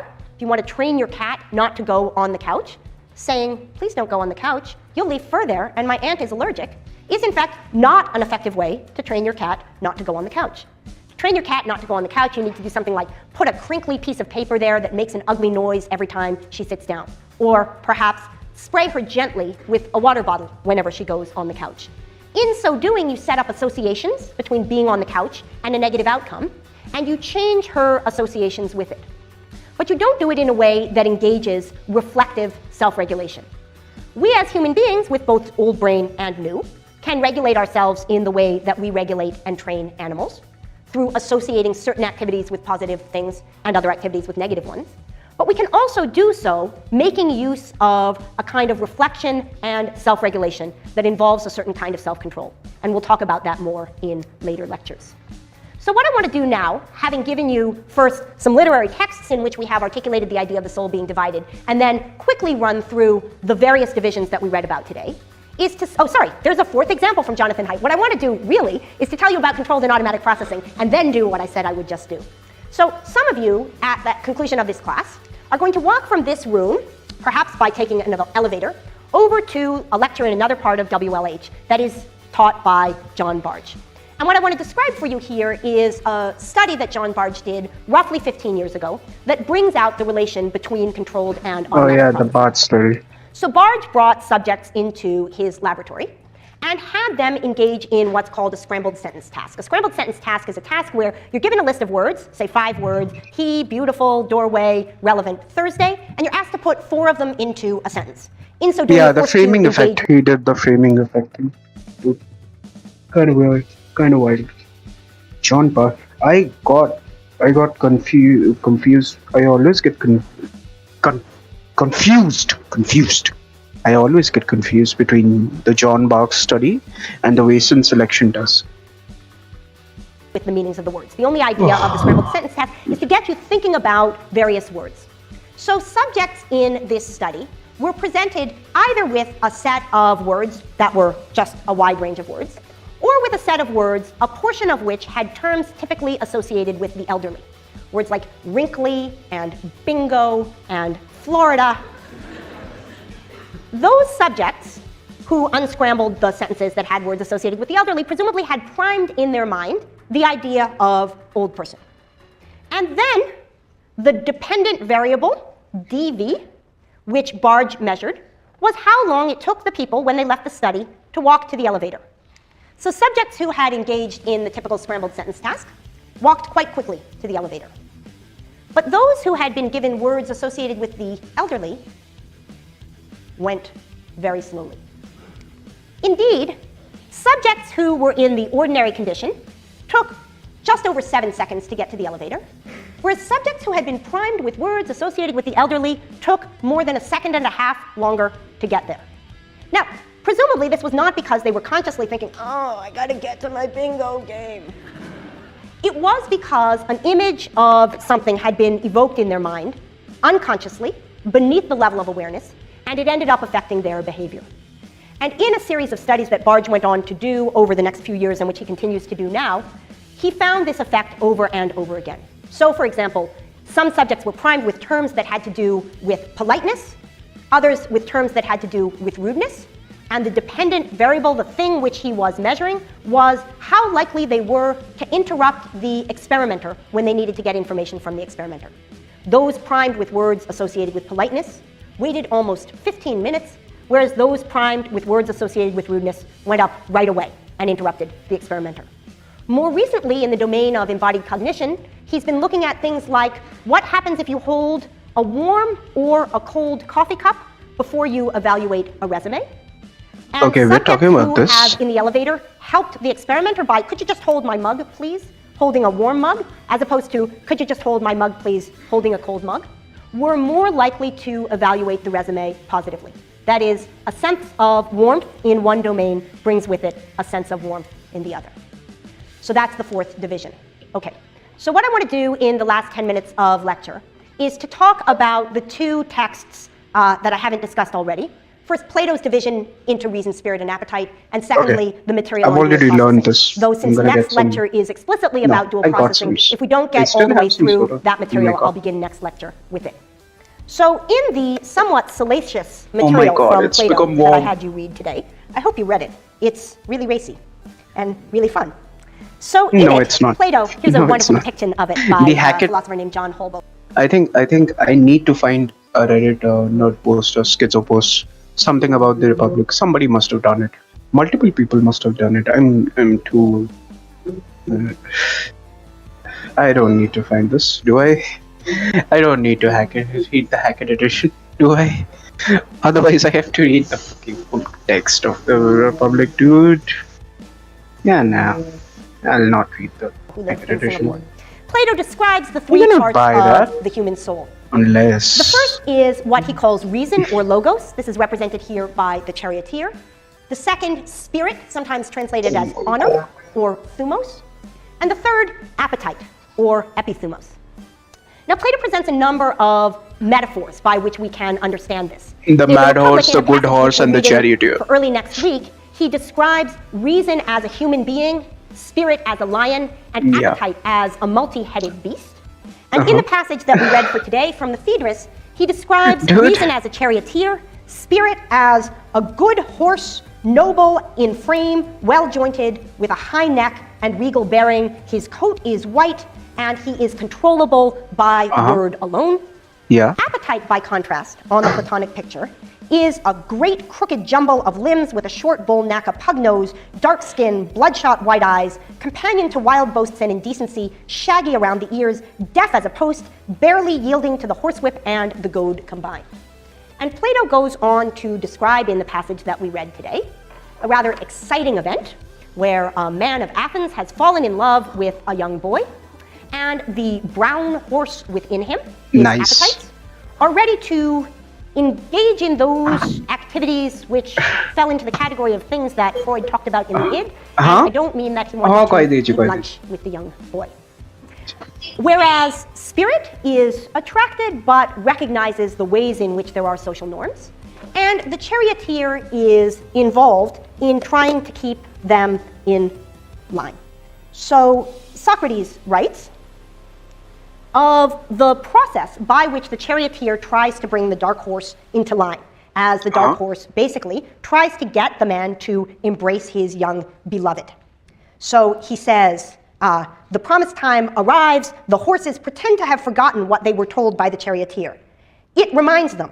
The horse struggles, it neighs, it pulls them forward, it forces them to approach the boy again with the same proposition, and as soon as they are near, it drops its head, straightens its tail, bites the bit, and pulls towards the boy without any shame at all. The charioteer, that is reason, self-regulation, the superego, the prefrontal cortex, is struck with the same feelings as before, right? He feels like this is not activity that he wants to engage in. Only worse, and he's falling back as he would from a starting gate. He violently yanks the bit back out of the teeth of the insolent horse. This is erotica, dude. This is erotica. This is philosophical erotica. Is firmly on the ground and causes it to stop. What the fuck is this description, dude? One of the ways in which we learn to control our passions is by training ourselves as we would train a wild animal, through the creation of negative associations with certain sorts of activities, is in fact a fundamental insight about how human self-regulation takes place. And with respect to truly forceful passions, sexual appetites in particular, a kind of self-regulation that involves an equally forceful antidote is crucial. Plato's picture is that in the well-ordered soul, reason, the charioteer, does the ruling. And that spirit and appetite are, through a process of self-regulation, tamed and trained. Yeah, okay, makes sense. So what the Republic, the book from which we've been reading excerpts, describes is a process by which the rational part of ourselves can come to be in control of our spirits and our appetites. Plato actually tells the story by means of a controlling metaphor, which is that he compares the structure of the human soul to the structure of a city. And he says that just as in the human soul there is reason, there is spirit, and there is appetite, too in a well-structured city, kings, there the guardians, are and the retards. those governed by reason, the auxiliaries, roughly soldiers, those governed by honor, and the masses, the worker who is normies. governed by appetite. And moving back and forth between the individual and the society, Plato goes on to describe a series of processes through which the wills and desires and impulses of, on the one hand, the auxiliaries and the workers, and on the other hand, spirit and appetite, can be brought into harmony with what reason dictates. And it will turn out, we'll find out in 3 lectures, that this kind of harmony is the answer that he's going to offer to Glaucon's question about why it is intrinsically valuable to act in a moral way. Okay. So, that concludes the presentation of Plato's tripartite soul. We're going right ahead. What we'll do next lecture is to talk about the discussion of... Let's just go to the next lecture instead of talking about it. Okay. And we go back, start. So what I'd like you to do is to answer the following question. Do you have... Oh, now wait a second. This says polling closed. Let's see whether we can get polling to open. Do you... No, that didn't work. Oh, this is the most desperately horrible thing that I've ever had happen. Okay, current slide. I've had horrible things happen that are worse than this. I'm sorry. I don't want to belittle all the really horrible things that have ever happened to me. Okay, so let's try again. Clicker practicalities, blah. Okay, do you have a clicker yet? Polling is open. Okay, and there's 10 seconds left. You'll see this little timer, 9, 8, 7, 6. Who are people who are empaths to themselves? It's kind of self-reflective. No, self-reflective is like reason, or is it emotion? For 92 of you, so many of you have clickers. Okay, let's see what we learn. It looks Correct like poll, dude. 97% of you have Correct clickers. poll. Now, Yeah. I actually 3% began are with trolling. this exercise to make a point about 3% are psychological trolling. research. How do you have... We just made a classic and dangerous mistake, a mistake known as sampling bias. Dude, that Zoom was We like from used the a office. measure which doesn't give us accurate information about what we wanted to find out. We wanted to find out what percentage of people in the room had clickers. And what we found out instead was what percentage of people in the room with clickers had clickers. Had clickers, I yeah. don't know who you guys are. Yeah, me. This error is an incredibly dangerous one. Giga And it could chats, have all persisted. giga chats. Suppose I then ask you a question whether you're from the class of 2014, 13, 12, or 11, and discovered that 80% of you were freshmen and sophomores. There again, I would have inherited exactly the sampling bias error that we just observed. Freshmen and sophomores have handed in their schedules already. Consequently, they're certain about what classes they're taking. Consequently, they're more likely to have clickers already. So when we do psychological empirical research, we need to be extraordinarily careful that the means by which we are choosing subjects for experiments are, in fact, means that give us an accurate sample of what it is that we're interested in. An article appeared recently in the journal Behavioral and Brain Sciences with the title, "The Weirdest People in the World." And weird here stands for Western, educated, industrialized, rich, and democratic. That is, American college students, people with access to online internet polling. Dude, and what imagine if some was that a other great deal ethnic of group in psychological America research that claims to make was like... general assumptions, that claims to prove general assumptions. Oh, about okay, human okay, nature. okay. Okay, this makes sense. Their reasoning is that, yeah, these Western educated, whatever, students, they're, they come from a specific background and they have like access to resources and they are top university students and then they are fucking shit up because they don't actually understand the context of other cultures, I guess. That's what they're saying. Maybe that's what they're saying. Then it makes sense. Yeah. Is biased in exactly the way my poll concerning what percentage of you have clickers was biased. It looks at a small sample of the population, those who are readily available to research laboratories on university campuses, for example, the introductory psych pool, and it bases its conclusions about human nature on that sample. Throughout the semester, we need to be attentive when we read psychological studies which are making claims about human nature, to the fact that it is possible that some of the things which we are told apply to human beings in general, instead have at least been shown conclusively only to apply to weird folk, Western educated, industrialized, rich, and democratic. And in certain cases, the data would look very different if we looked at a different population. This is also the case in the classical texts we read. The process that Plato and Aristotle took on for themselves didn't look experimental in the way that experimental psychology looks experimental, but they looked at a sample of people around them, and on the basis of their experience, they drew conclusions about human nature. So little reminder of something that I said in the first lecture that sometimes gets lost. In some ways, this is a class about philosophy and the science of human nature. And in other ways, this is a class about Western philosophy and the science of Western human nature. And we need to be attentive to that when it becomes relevant. So what I want to do in today's lecture is to return to the issue that we took up last class, which is the issue about the multi-part nature of the human soul. And you'll recall that in the last lecture, we were introduced to Plato's great analogy of rational spirit and appetite, as exemplified by a charioteer, a calm horse, and a wild horse, and also to a number of other distinctions. Left brain, right brain, which I managed to get wrong 4 times in a row, if I remember correctly. We were introduced to the difference between brainstem and upper brain. We were briefly introduced to Freud's idea of superego, ego, and id. But we didn't get to work in the dual processing tradition. And today's lecture will take up where last lecture left off with another way in which it is typical to distinguish parts of the soul. Let me say that there is very good reason to think that the research which I'm presenting today is not subject to the weird objection. That is, there have been powerful cross-cultural demonstrations of nearly all the results which I'll be talking about today.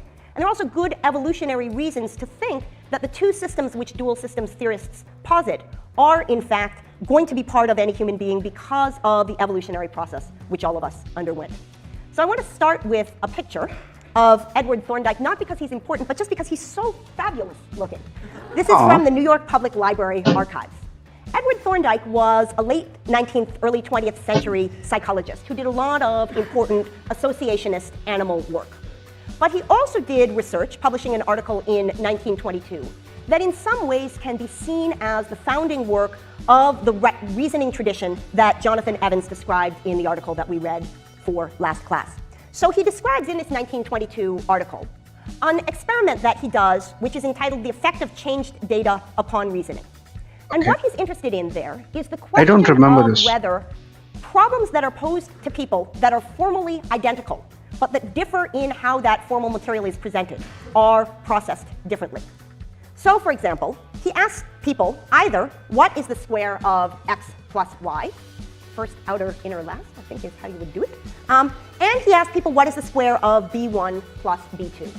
Whereas people found the first question easy, they found the second question much more difficult. Success rates on this were up around 90%, success rates on this considerably lower.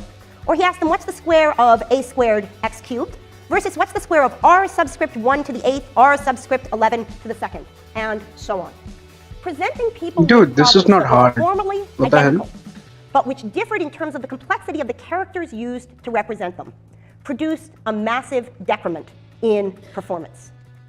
Fast forward to a period in the 1960s, 70s, and 80s in which people began to study syllogistic reasoning, and a number of special instances of this phenomenon emerged. So in the Jonathan Evans piece that you read I remember. Belief-wise effect. Yeah. You were presented with examples like this. I linked this. A syllogism that was valid and believable, that is, whose formal properties guaranteed that if the premises were true, the conclusion was true, and as a matter of fact, the conclusion was true.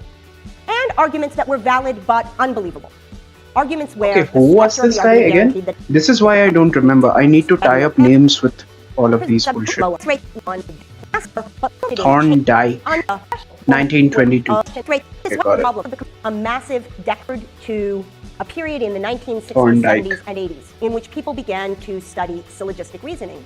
And a number of special instances of this phenomenon emerged. So in the Jonathan Evans piece that you read for last class, you were presented with examples like this. A syllogism that was valid and believable, that is, whose formal properties guaranteed that if the premises were true, the conclusion was true, and as a matter of fact, the conclusion was true. And arguments that were valid but unbelievable. Arguments where the structure of the argument guaranteed that if the premises were true, the conclusion was true, but where the conclusion was false. So, for example, you might be told no Greek tragedies are comedies, some Greek comedies are plays, and asked whether it follows from that some Greek plays are not Greek tragedies. No Greek tragedies are comedies, some Greek plays are comedies, therefore some Greek plays are not Greek tragedies, and 90% of people were able to see that that argument was valid. By contrast, you might be given an argument. Why is a 1922 paper locked behind fucking paper? I am gonna kill myself, dude. In Minecraft. Dude, what the f? Equally valid, but with an unbelievable conclusion. Like, no Russian novels are short, some novels by Dostoevsky are short, therefore some novels by Dostoevsky are not Russian novels. That's a valid argument. It's a valid argument with a false conclusion because one of the premises is false. But as a result of the conclusion being implausible, only 55% of people were able to recognize that the conclusion followed from the premises. Notice, however, that these two arguments are structurally identical. They both have the form no A's are B's, some C's are B's, therefore some C's are not A's. Formal properties alone don't determine our ability to judge validity. And in fact, it is also true that formal properties alone don't determine our ability to judge invalidity. So whereas valid arguments with plausible conclusions are judged to be valid roughly 90% of the time, we just heard that, valid arguments with implausible conclusions judged to be valid considerably less often, an opposite error arises in the case of invalid arguments. Invalid arguments with plausible conclusions are judged to be valid. It's judged to be the case that the form of the argument guarantees the truth of the conclusion. Whereas it turns out that what guarantees the truth of the conclusion in that case is nothing other than facts about the world, as opposed to facts about the structure of the argument. In light of this Thorndikean tradition, researcher after researcher came up with research paradigms that demonstrated what we've just been talking about. So famously, the way... Oh, dude, he was a eugenicist. What the fuck? I guess everybody was a eugenicist back then. It's okay, right? Right. Bayesian selection tasks ask people to determine which of 4 cards they need to turn over to verify the truth of a statement. So, for example, I might give you the statement, if there's an A on the one Not side, Wason, there's a 3 on the other. Thorndike. And I might present you with 4 cards and ask you which ones you need to turn over. Obviously, you need to Wason turn over might the be, A, I don't and know. everybody recognizes that. You need to check whether there's a 3 on the other side. Obviously, you don't need to turn over the D. You know that cards have a letter on one side and a number on the other, so there's no worry that there's an A on the other side here. But people have a tendency to think that you need to turn over the 3 and that you don't need to turn over the 7. But look out. Right on that other side of the 7 was an A, and the statement turns out to be false. The ones you need to check are the A and the 7. People find this task relatively difficult. But here's a structurally identical task that people find relatively easy. If a person is drinking beer, the person must be over 21. I show you 4 cards. No fucking shot, I found it. The over 21-year-old and the 17-year-old. Please, please, And every single please, one of you let could, me I think, download get this. a job as a bouncer, Hello? walk in, discover that the 17-year-old is drinking a beer, and thereby learn exactly what was hard to see in the earlier case, that the cards you need to turn over are the first and the last, rather than the first and the third. Now, there have been all sorts of explanations hypothesized for why it is that we find the second of these tasks easier than the first. Perhaps the most famous of these is a hypothesis advanced by the evolutionary psychologists Leda Cosmides and John Tooby, who argue that we have within ourselves what they call a cheater detection module, and that we're enormously sensitive to cases that involve violations of normative rules. So you'll notice that the second one is different from the first in 2 ways. One is that it's socially embedded, whereas the first is purely abstract. And we'll discover as we continue our readings this semester that social embedding awakens reasoning processes that aren't present otherwise. In fact, we learned that last week with the eyes study, when we learned that people are more pro-social, more likely to engage in morally normative behavior when they're presented visually with eyes, in part because it awakens and activates a kind of social understanding which all of us has. So the first difference between the bottom and the top is that the bottom one invokes sociality, whereas the top one is purely abstract. And the second difference between the bottom and the top is, of course, that this is a normative rule. It's about how things ought to be, whereas this is a descriptive rule. It's about how things are. So the lesson that we can take away from the Wason selection task, and those of you who are interested in it, there have been thousands and thousands of variations done on it, which are extremely interesting in sorting out exactly where people are good and not so good at the task. The lesson that we can take away from it is the lesson that has been emphasized throughout this lecture and the previous one, that we have ways of processing information that don't merely track formal properties. And some of those ways of processing information involve bringing online, so to speak, what Plato would call parts of the soul which had not been previously attentive to the situation. Now, is there a question in the back? So the experimental design for both of these cases runs as follows. You're given a sentence that you need to verify the truth of. So you're asked, is it true that if there's an A on one side, there's a 3 on the other? Is it true that if a person is drinking beer, the person must be over 21? And you're told that you have 4 items in front of you, and you're asked, which ones do you need to turn over to verify the statement? So to verify the statement, if there's an A on one side, there's a 3 on the other side, you need to turn over the A and the 7, not the A and the 3. And that should become obvious to you if you look at this case, where to determine whether if a person is drinking beer, the person must be over 21, you need to turn over the card belonging to the beer drinker and the card belonging to the person who is in fact not over 21. Does that clarify? Excellent.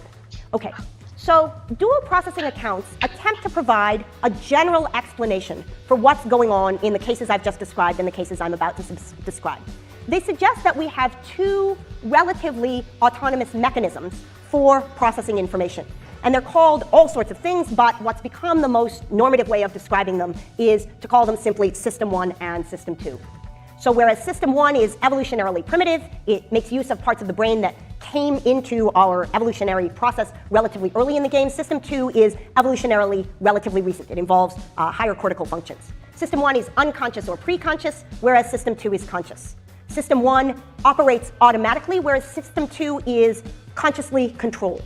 System 1 is effortless. It happens without our trying. System 2 is effortful in the sense that it involves an expenditure of cognitive energy. You have to pay attention. System 1 is super fast. It processes information almost instantaneously. System 2 is, relatively speaking, slow. The information that we get through System 2 takes considerably longer, seconds rather than milliseconds. System 1 is associative. It recognizes patterns in the world. System 2 is rule-based. It can apply principles. System 1 is, people sometimes say, reflexive. It happens without reflection, which is what underlies System 2. So the distinction between System 1 and System 2 is the result of many decades of work by many people. Here's a chart from a different paper by Jonathan Evans, in which he enumerates, and this will be available to you on the V2 site, some of the many researchers whose work went into talking about System 1 and System 2. And I want to point out to you one important thing here, which is that it's a bit misleading to speak of System 1 and System 2 as if they are individual things.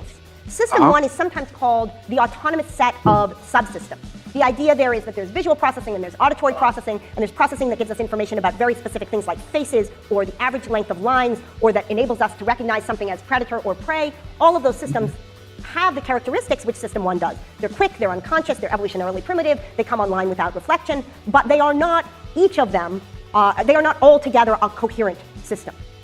So dual processing accounts are a way of trying to make sense of a set of phenomena, some of which have to do with the processing of reasoning, and some of which, as we learned in the absolutely lovely Nobel Prize speech of Daniel Kahneman, which I asked you to watch for today, some of which take place in a more general domain of reasoning.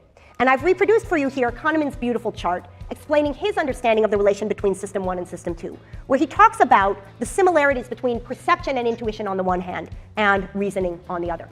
And again, I'll leave this slide for you on the website.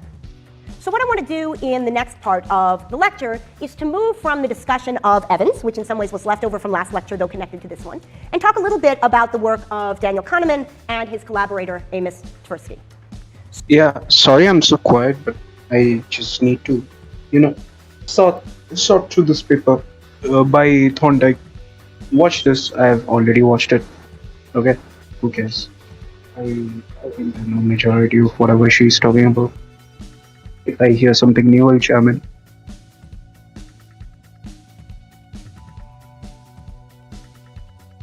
So you're now going to get your second chance to use your clickers. We're only doing one other try today, and if this one works, we'll have a whole slew next Tuesday. Okay, so this is the famous Asian disease problem from Kahneman and Tversky, and it runs as follows. A terrible disease has struck 600 people in your town. Without treatment, they're all doomed. You are the mayor, and there are 2 courses of treatment available. If your last name begins with the letters A through L, you're going to need to read the information that I'm going to put in the green box. So put your head pointing over to this side and only read what happens in the green box. If your last name begins with M through Z, you're going to read information in the blue box. And let me tell you, we will use these color conventions throughout if this ends up working, and that the A through L group is always going to have numbers 1 and 2 for yes and no, and the M through Z group is going to have numbers 3 and 4 for yes and no. So if you're an M through Zer, look at the blue and get your fingers ready on 3 and 4. And if you're an A through L'er, look at the green box and get your fingers ready on 1 and 2. I asked Marvin Chun how to do slides like this, and this was his suggestion. Okay, so ready? I'm going to tell you about Plan A and Plan B. So look at your side of the board and not the other. Okay, so read about Plan A. And now read about Plan B. Okay, get your clickers out. And if you are on the green team, use 1 to indicate that you choose Plan A, and 2 to indicate that you choose Plan B. And if you're on the blue team, use 1 to indicate that you choose Plan A, and 2 to indicate that you choose Plan B. Okay, I'm going to put on the timer. We have 64, 66 zillions and zillions and zillions of responses, and let's see how the numbers come out. Okay, here are our numbers. Okay, those of you on the green team, 40% of you chose Plan A.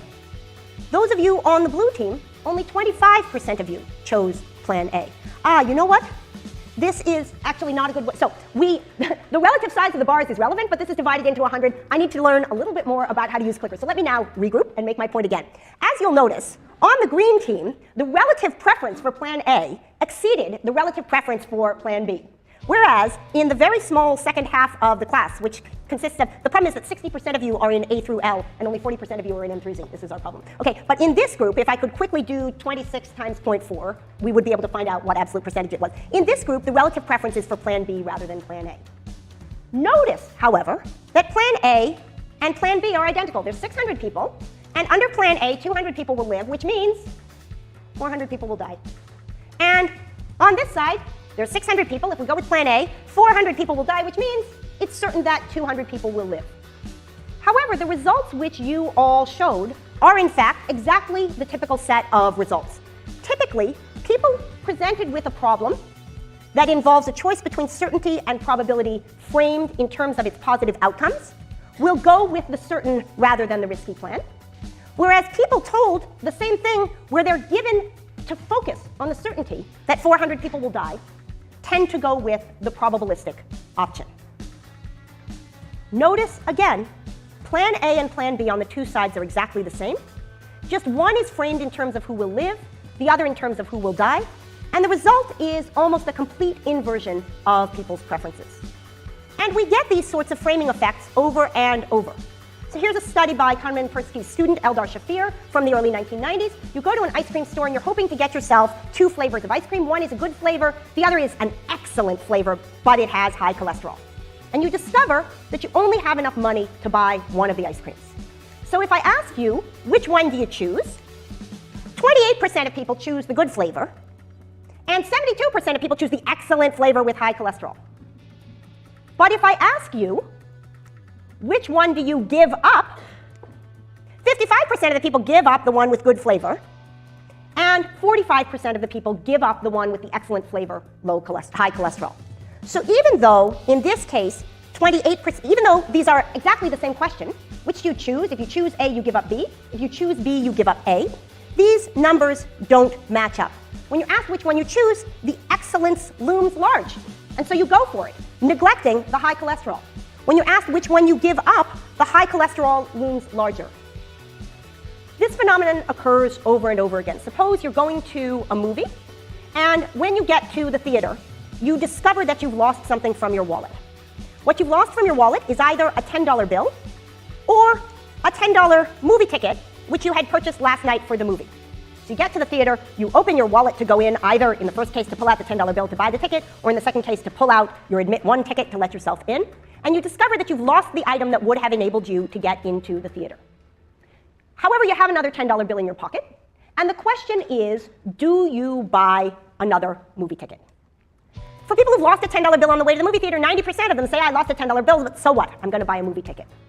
For people who've lost a $10 movie ticket, which is of exactly the same value as the $10 bill, only 42% say that they would spend the $10 to buy another ticket. So framing is one of the examples of a heuristic or bias, which Kahneman and Tversky focus on in their work. We will return to some other examples later in the semester when we read the work of Cass Sunstein.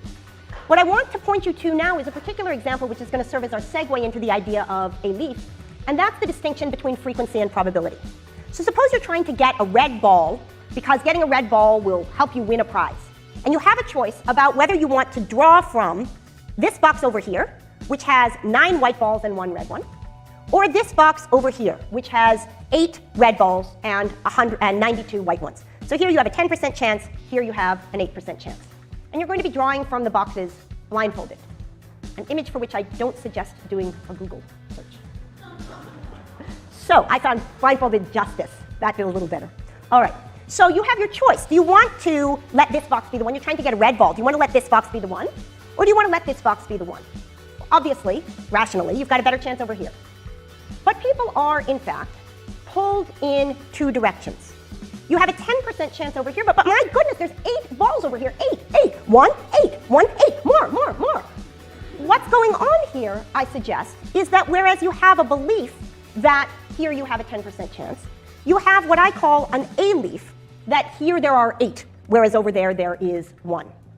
So, A leaf is a notion that I've actually discussed on Blogging Heads TV with Paul Bloom.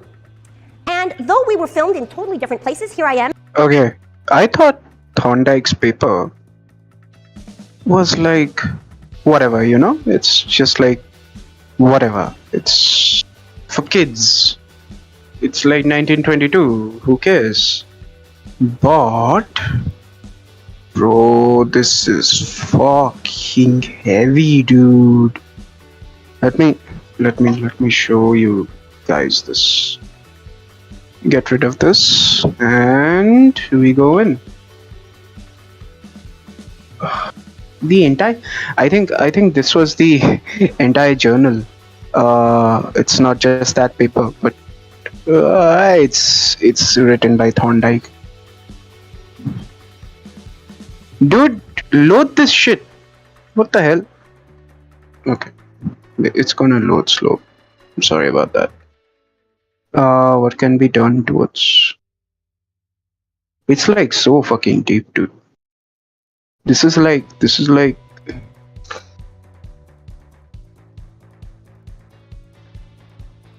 It's not just framing effects. The way he's okay. I'm gonna actually read this paper, spend some time on this, and give you a coherent summary of this, because this paper is not just about. This paper is principally about math and the way you can teach math effectively, dude. It's kind of wild. I thought she was just talking about, yeah, this is the equation, people don't understand this, it goes above and beyond. This is kind of cool. In the game room at my house with our geo puzzles, here's Paul in his study. It appears that we were separated at It's birth like a guide to mathematics. That's at the same time, dude. and that's at the same time. All right, so suppose I take you to the Grand Canyon, and I bring you out on a glass walkway that extends 4,000 feet above the roaring river below. And you step out there with me, and you voluntarily remain there. I take it if you voluntarily remain on a glass surface 4,000 feet above a roaring river, you believe that the surface is safe. Nonetheless, I will wager that most of you would shudder and shiver and shake. And you do so because you have what I would call an A-leaf that says to you, I am 4,000 feet in the air with nothing holding me here, and I'm going to tremble. Or suppose we're watching a Western movie. Anybody recognize that gentleman? Guys, he was president when you were born. When you watch a movie, a Western movie, and the bullets are flying off the stage, obviously you believe that you're safe. You don't think, oh, what a good thing it was that the bullets didn't come off the screen this time. Nonetheless, particularly in 3D, you will bend your head down. If a green slime is coming off the screen, you'll tremble in your seat. If Anna Karenina is about to die, you will cry, not because you believe that you're in danger, but because you have an A-leaf. How many of you set your watch 5 minutes fast and then subtract back down? When you do it, you believe that it's 10, but you have an A-leaf. You look down at it, 10:05. It enters your visual system. It gets processed really fast, and it says 10:05. Hurry. Or suppose you're watching a rerun of your favorite team on television, and you know that if one of the guys on the team tries to steal second, he's going to be thrown out. And so you yell at the television screen, don't run, don't run. Why? Because you believe that your voice is going to go through the television screen back in time to first base to reach the runner? No, you have a belief that it's a rerun, and your A-leaf says don't run. Suppose you're on a diet, and you see this beautiful piece of chocolate cake, and you have the belief that it's undesirable. Your A-leaf system, in the form of your platonic horse, may nonetheless pull you towards it. Or suppose I present you with this delicious cake. Those are Tootsie Rolls. This is a perfectly clean, sterilized pan. That's coconut there. In fact, this one has the same ingredients as that one. Exactly. You believe me, right? I'm your professor. You're here listening to what I tell you. I tell you this is edible. Tootsie Rolls, coconut. Nonetheless, I take it that your A-leaf system kicks into gear. Suppose I ask you to sign this contract. I hereby declare that my soul belongs only to you, O Satan. And I write at the bottom, this is not a legal contract. It's just a prop in a psychology experiment. You will nonetheless be reluctant to sign, not because you don't believe that this is a legal contract, right? Oh my goodness, I just signed my soul over to the devil. I can tell it's the devil, it's parchment. No, you believe that there's nothing to it, but nonetheless you hesitate.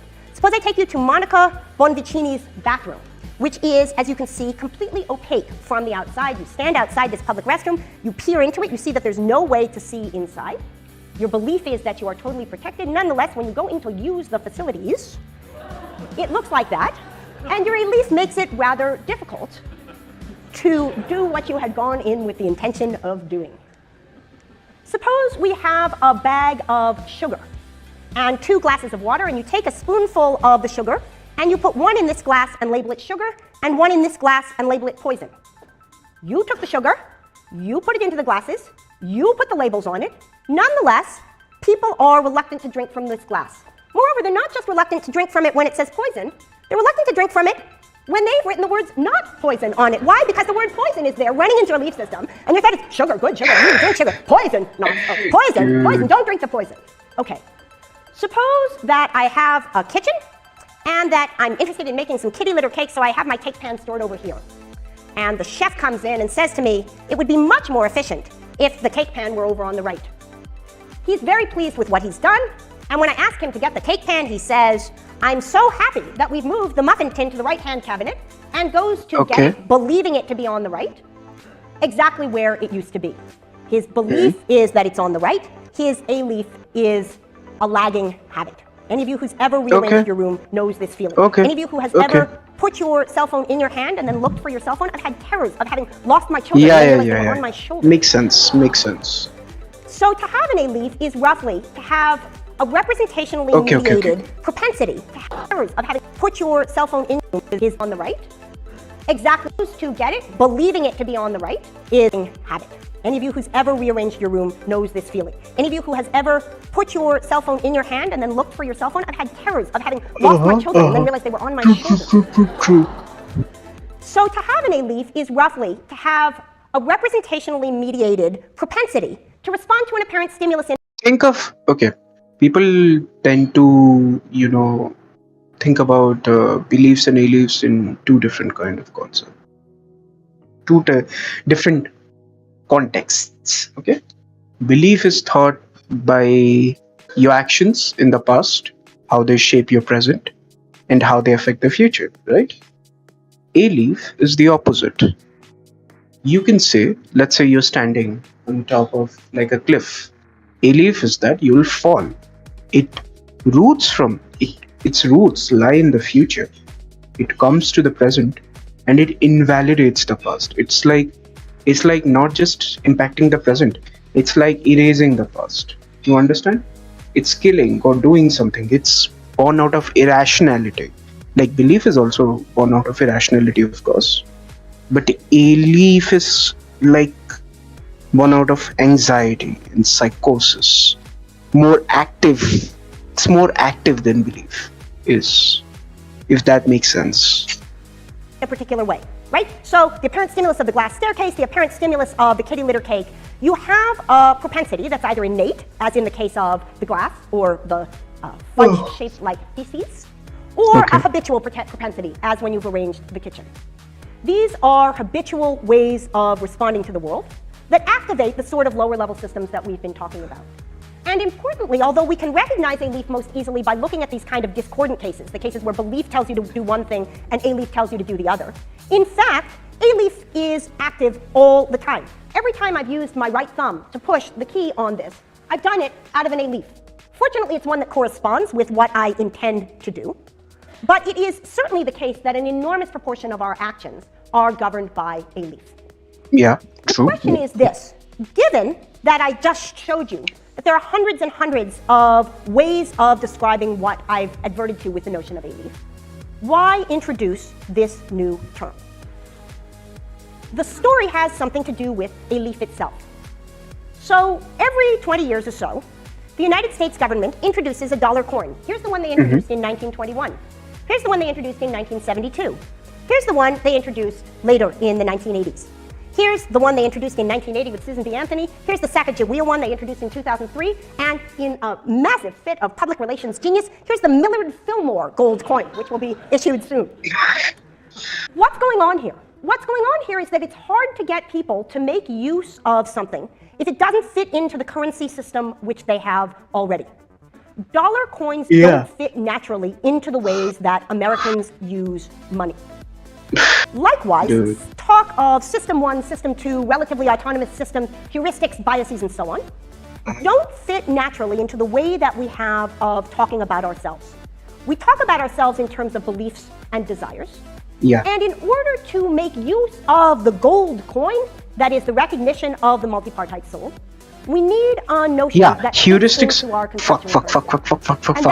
Heuristics, are they beliefs or a-leaves? Heuristic is an a-leaf. It must be. It is an a-leaf. That's the the role It is that so my future hope focused. is Elif will play. So Elif is going to return to us in later weird. lectures. We'll hear about it again in the context of the harmony of the soul and in other domains. We'll hear about heuristics and biases, and we'll hear about the multi-part soul. I look forward to seeing all of you on Tuesday for harmony and happiness. Okay, The amount let's of oxygen that it continue. needs in your fingertips Dude, and the amount of... we just skipped to the middle. Okay, begin. So the clicker question that I want to ask you right now is, shoot, this says polling closed, now polling open. Did you commit to turning off the internet completely, press 1? Did you commit to restricting your internet usage in some way? That is, you're keeping the internet on, but you're promising not to check Facebook or play Angry Birds or go shopping at Zappos or whatever other indulgent thing you do on the internet. If that's your case, press 2. Did you put no restriction on your in-class internet use, but you're somebody with a computer? If so, press 3. Or is this kind of not applicable to you because you're somebody who uses a pencil and paper in class? Okay, now it's supposed to be the case that the timer is counting itself down, but no, I've got to give you prattle for 28 seconds. So here we go. So this is a case, I read through the papers for my section, and my sense there, and I don't know whether it was a random sample, is that about 2/3 of the students committed to totally turning off the internet, and about a quarter committed to some kind of restriction, and a very small percentage committed to no restriction on internet use. Okay, it should be the case in 1 second that our slide, yes. Okay, so 43% of you, 43% of the students in this room made a pre-commitment in the form of a promise. It became a pre-commitment because you wrote it down, just thinking it didn't make a pre-commitment, but you took an action at a time when you felt yourself to be cool and calm and reasonable, and made a decision at that moment that you took to be binding upon yourself in the future. And an additional 16% of you didn't draw a bright line at the turning off internet completely, but attempted to put in place some sort of intermediate restriction. Now, my next question for you is whether you have strayed. 20 seconds. 1, not even an itty bitty bit, not once. 2, just once or twice. 3, well, a few times, but I'm trying. Or 4, yep, I've been playing Sparkle HD Light on my iPad all class.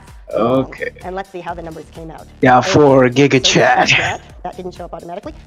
So 56% of you, excellent, 56% of liars. You have not All of at them all. liars. But notice Holy that shit. half of you The have amount. found yourselves Why would you lie unable about to this? carry through Bro, with the commitment nobody's that you catching. made and that you provided some enforcement for in the sense that you Maybe they're good. internalized in your conscience Maybe they're the not idea lying. that you had made It's Yale. Top students. It turns out that for many people, Top students simply from making a America, commitment right? in their mind is insufficient for them to stay in the not even an itty bitty bit category. For those people who end up here or even here, it turns out that putting some sort of external constraints in place are useful.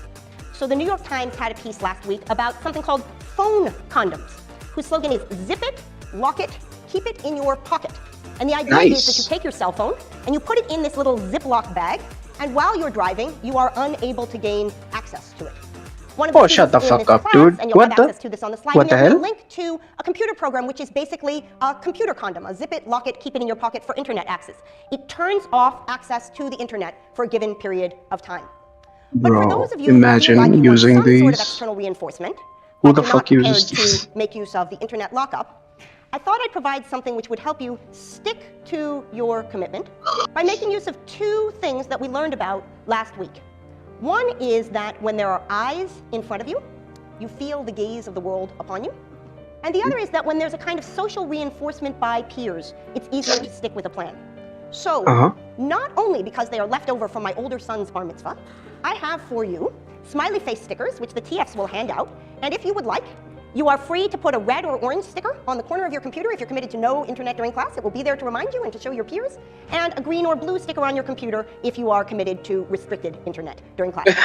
So there's 720 of these stickers, so we're not going to run out. You can just hand out, just hand them out, a little piece of them, and people can pass them around and put them there or not. We're no worse off. They were sitting on my desk since the bar mitzvah, which was in October. Is there some kind of social pressure, like somebody doesn't take the sticker, everybody looks at them weird? Self-regulation is in fact the fundamental question that we are addressing in the context of the material that we read for today. So I want to apologize because today's lecture really is in lots of ways Dead Guys on Tuesday. I'm going to go through in some detail some arguments from Plato and then in some detail some arguments from Aristotle. But my hope is that by doing so, I'll provide you with a framework that will allow you when you go back to the readings, perhaps in the context of writing your papers, to feel like those texts have become accessible.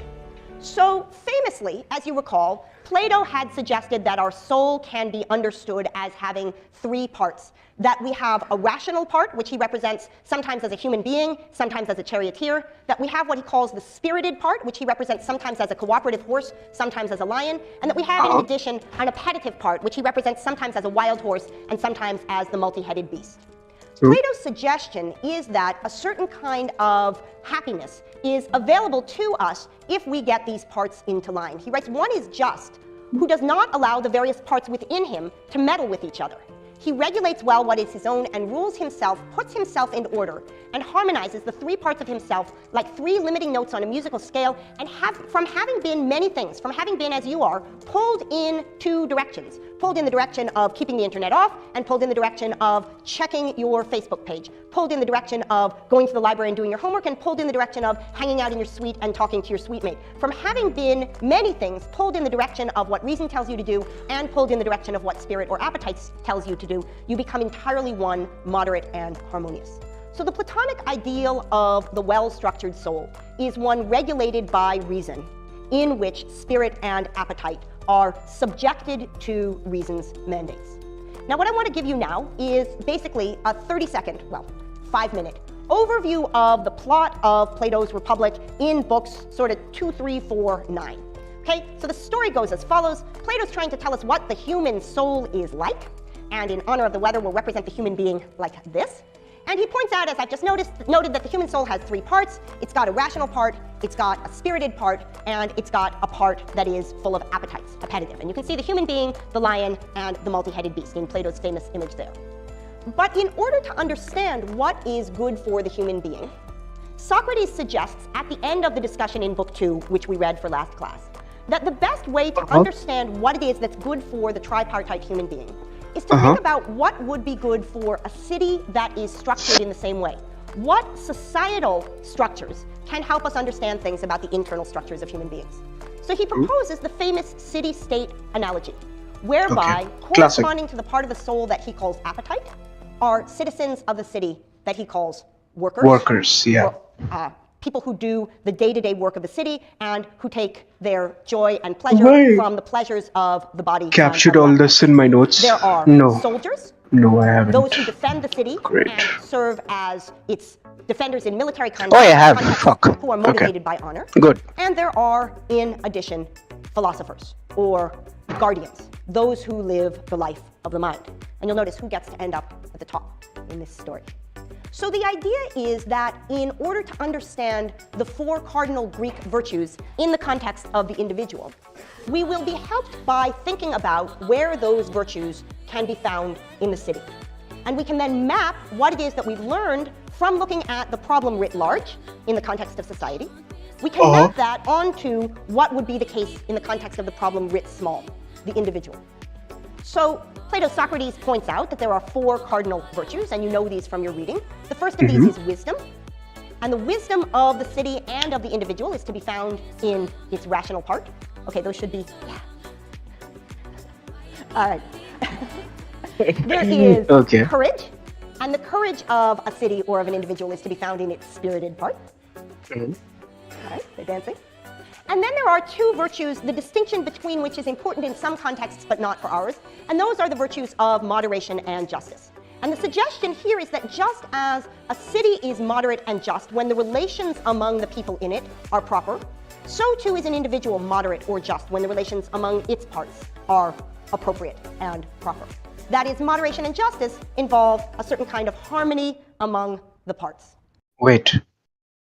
Okay. Dude, why do my earphones fucking break? My earphones again broken. Okay. I need to change. So that's Keep watching this bullshit. And it turns out that this is Plato's answer in the voice of Socrates, to the challenge that Glaucon posed to us at the middle of Book 2.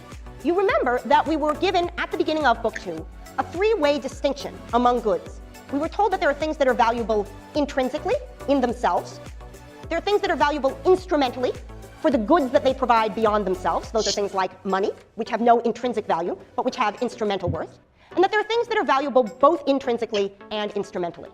And you'll recall that Glaucon's argument, first with the claim that when we talk about justice, we make claims for its benefits in terms of the goods that it provides in reputation. Okay. Second, in his Ring of Gyges story, where he argued that if we can get away with acting unjustly, we should do so. And third, in the story of what he calls the statues scrubbed, or the inverted story, that even if you weren't convinced by the Gyges story, surely if justice produced a bad reputation and injustice a good one, that you would want to act unjustly. So those three arguments are Glaucon's arguments in favor of justice being something with only instrumental value. On his picture, justice is something that is of utility to us in the way that money is of utility to us. It can help us buy our way into things that themselves have intrinsic value. Socrates' argument, by contrast, is that justice is something with both of these characteristics. No doubt, it is of instrumental utility. He doesn't deny either Glaucon's arguments or Adeimantus's arguments about the ways. Can somebody actually make an argument for justice being a purely intrinsically valuable thing? Like Socrates, kind of, his argument makes sense, but I kind of want to hear an actual argument. Not an abstract one like Glaucon did for the inverted case, but an actual argument for the intrinsic but not instrumental thing. Can somebody tie it up neatly into a story and express it in some way? Maybe there's a story about this. There probably is. I just need to find it. Being perceived as just can be of use to us. But in addition, he argues that there is a certain intrinsic worth associated with having one's soul structured in the way that the just soul is. Now, I want to point out to you, to be fair to Glaucon and Adeimantus, that there's a bit of a cheat here. Glaucon and Adeimantus are working with an under-theorized notion of justice. The picture that they have is that justice is roughly acting in conformity with the regulations that society imposes upon us as considered to be meritorious, loosely speaking. Being just is roughly doing what the laws say you should do. Socrates, by contrast, goes on and gives us a much more sophisticated account of justice. But if those two characterizations are what philosophers sometimes like to call extensionally equivalent, then Socrates isn't cheating. What it is to be extensionally equivalent is that you pick out the same set of actions in the world. So Socrates' claim is that it's a law that you're supposed to be honest and not murder people. But it's also the case that somebody with a soul structured in the way that he has called just will not steal and not murder people. It's a norm of justice that one will have piety towards one's parents, a norm of justice in the conventional sense. So too, says Socrates, is it a norm of justice in the sense that he's characterized, that you will have piety for one's parents, and so on. So the picture is that the notion, the more filled out notion of justice that Socrates has provided us with, accords well enough with the notion of justice that Glaucon and Adeimantus were interested in to make this not cheating. And that allows Socrates to make two kinds of argument in favor of the intrinsic value of justice. The first comes at the end of Book 4, where he argues that justice is a kind of health. Roughly, justice is to the soul as health is to the body. A healthy body is one whose parts are doing what their parts are supposed to do. Your body is healthy if your heart is pumping blood at the right sort of pace, so that your brain is getting the amount of oxygen that it needs, and your fingertips are getting the amount of blood that they need, and so on. So just as health is of both intrinsic and instrumental value to us in the body, so too is justice, which is the health of the soul, of both intrinsic and instrumental value to us as spiritual in addition to physical beings, where spiritual here is in a very modest sense. So that's the first argument. The first argument is an idea that presupposes that there's a way that it's good for people to work, and we'll revisit this in the context of our discussion of Aristotle. So there's a way that your body is supposed to work. The heart's supposed to do this, the lungs are supposed to do this, your knees are supposed to do this, your ears are supposed to do that, and so on. We have a picture of what health amounts to. So too, says Plato, the excavation project that he's engaged in thinking about the city-state analogy brings out what it would be for a soul to be healthy. And it turns out that health for the soul is to be arranged in the way that justice mandates. So that's the first argument that he offers. It's an argument through something that Glaucon and Adeimantus have conceded to have intrinsic as well as instrumental utility, and a claim that once you understand what justice is, you can see the direct analogy between the soul and justice and the body and health. The second pair of arguments occur in Book 9 and concern the question of happiness.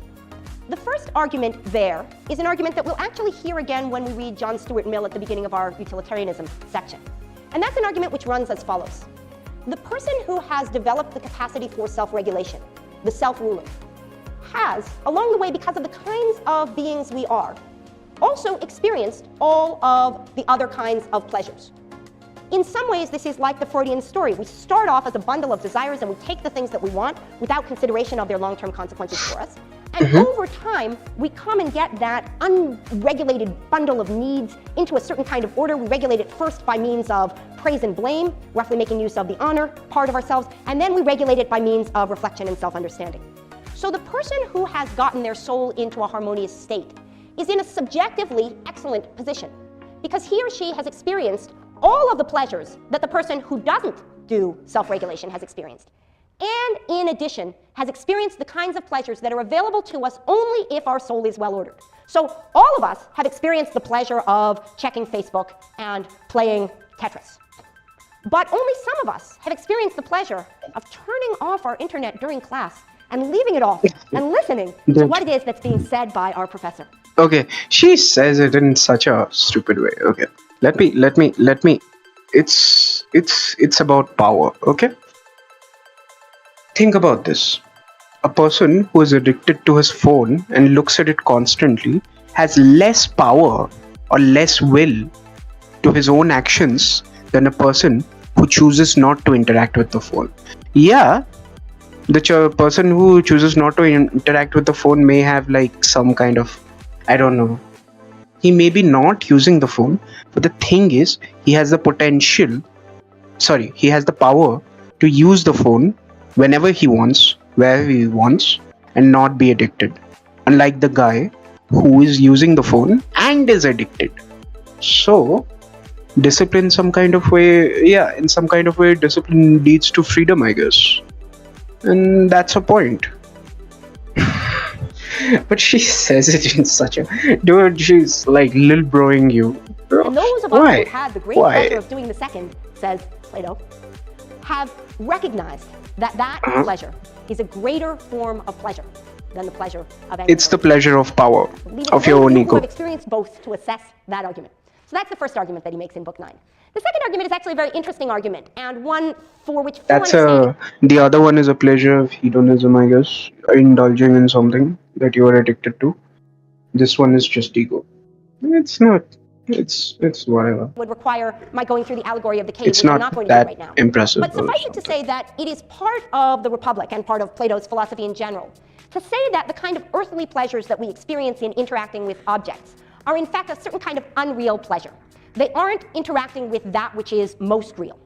What is most real, says Plato, are not the approximations of circles that we encounter when we use the PowerPoint draw program to make the snowman in the slide.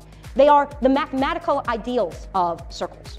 The true nature of any of wisdom, for example, is not the wisdom that we encounter in the individuals around us, though that's wonderful, but rather the form of wisdom of which all of these instances are simply imitations. So too with every other pleasure that we have. So there's the earthly pleasures, and then there's a domain of things with which we interact, which lie beyond the earthly realm. I spend a lot of time watching children's movies, being the parent of 2 of them. And among the movies that I've seen recently with my younger child is Narnia. And among the movies that I've seen recently with my older child is Inception. And we've also watched The Matrix, and we've also watched The Truman Show.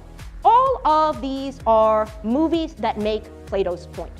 The gambit in each of these films is that the reality which you take to be genuine and most profound, this earthly realm in the case of Narnia, the experience that you're having right now in the case of The Matrix and so on, is in fact but a shadow of that which truly lies beyond. And this theme is in fact a central theme of almost every religious tradition. That the domain of the secular, the domain of the mundane, the domain of the worldly is in some sense unreal, and there is in addition a domain of the beyond, interaction with which provides a kind of good that is so immeasurably better than goods of interacting with the world that there's almost no comparison between them. And Plato's Socrates, when he says the person with the well-regulated soul spends his or her time contemplating the forms, is making exactly the same kind of claim that, for example, a religious Christian would make in saying that in giving up the earthly goods and focusing instead on what is spiritually valuable, one gains a kind of possibility for flourishing that is incomparable to that which you can get in the earthly domain. So the second argument around happiness claims not merely that the person with the well-regulated soul has experienced all the pleasures and felt subjectively that this one is the best, but in fact, that person is correct. That the greatest form of pleasure comes from the well-regulated soul that spends its time interacting not with the mundane and earthly, but with the ideas of the beyond. Now, final quote. One of the ways of bringing home the point that Socrates has made is by means of vivid imagery. We'll find throughout in every single one of the authors that we read that they are trying to make arguments that appeal to the various parts of your soul. I just gave you a bunch of arguments that ran through reason, and now we're going to get an image that's supposed to fix in your mind the ideas for which Plato has just provided argumentation. Here's how the passage goes. You read this for your reading today. Can it profit anyone to acquire gold unjustly if by doing so he enslaves the best part of himself to the most vicious, right? So the top part of the snowman to the bottom part of the snowman. And here's the analogy. If he got the gold by enslaving his son or daughter to savage or evil men, it wouldn't profit him no matter how much gold he got, right? If I tell you, you can have all the money in the world, all you have to do is sell your brother or sister into slavery, I assume that that trade-off wouldn't be appealing to most of you, and those of you to whom it would be, there are actually courses on peer relations over in the psychology department. It wouldn't profit him no matter how much gold he got. How then could he fail to be wretched if he pitilessly enslaves the most divine part of himself to the most polluted one? So the idea is this: when you steal, when you murder, when you act in ways that let the lower part of your soul do what the higher part of your soul tells you you shouldn't, you're exactly like the person who has these ill-gotten gains. Just as it's not a good way to make money to sell your son or daughter into slavery, so too, Socrates suggests, it's not a good way to make money to sell the higher part of your soul into slavery, to enslave it to your passions and to your appetites. Now, this idea that we can take some of the common wisdom about the nature of happiness, but recognize that it captures only part of the truth, is one of the many things that's going on in the passages from Jonathan Haidt that I had you read for today. So we read 2 chapters for today. One was Required, chapter 5, which was about contemporary theories of happiness. The second, which I recommend to you, was the chapter about virtues. I want to talk about the first of those chapters, the happiness chapter.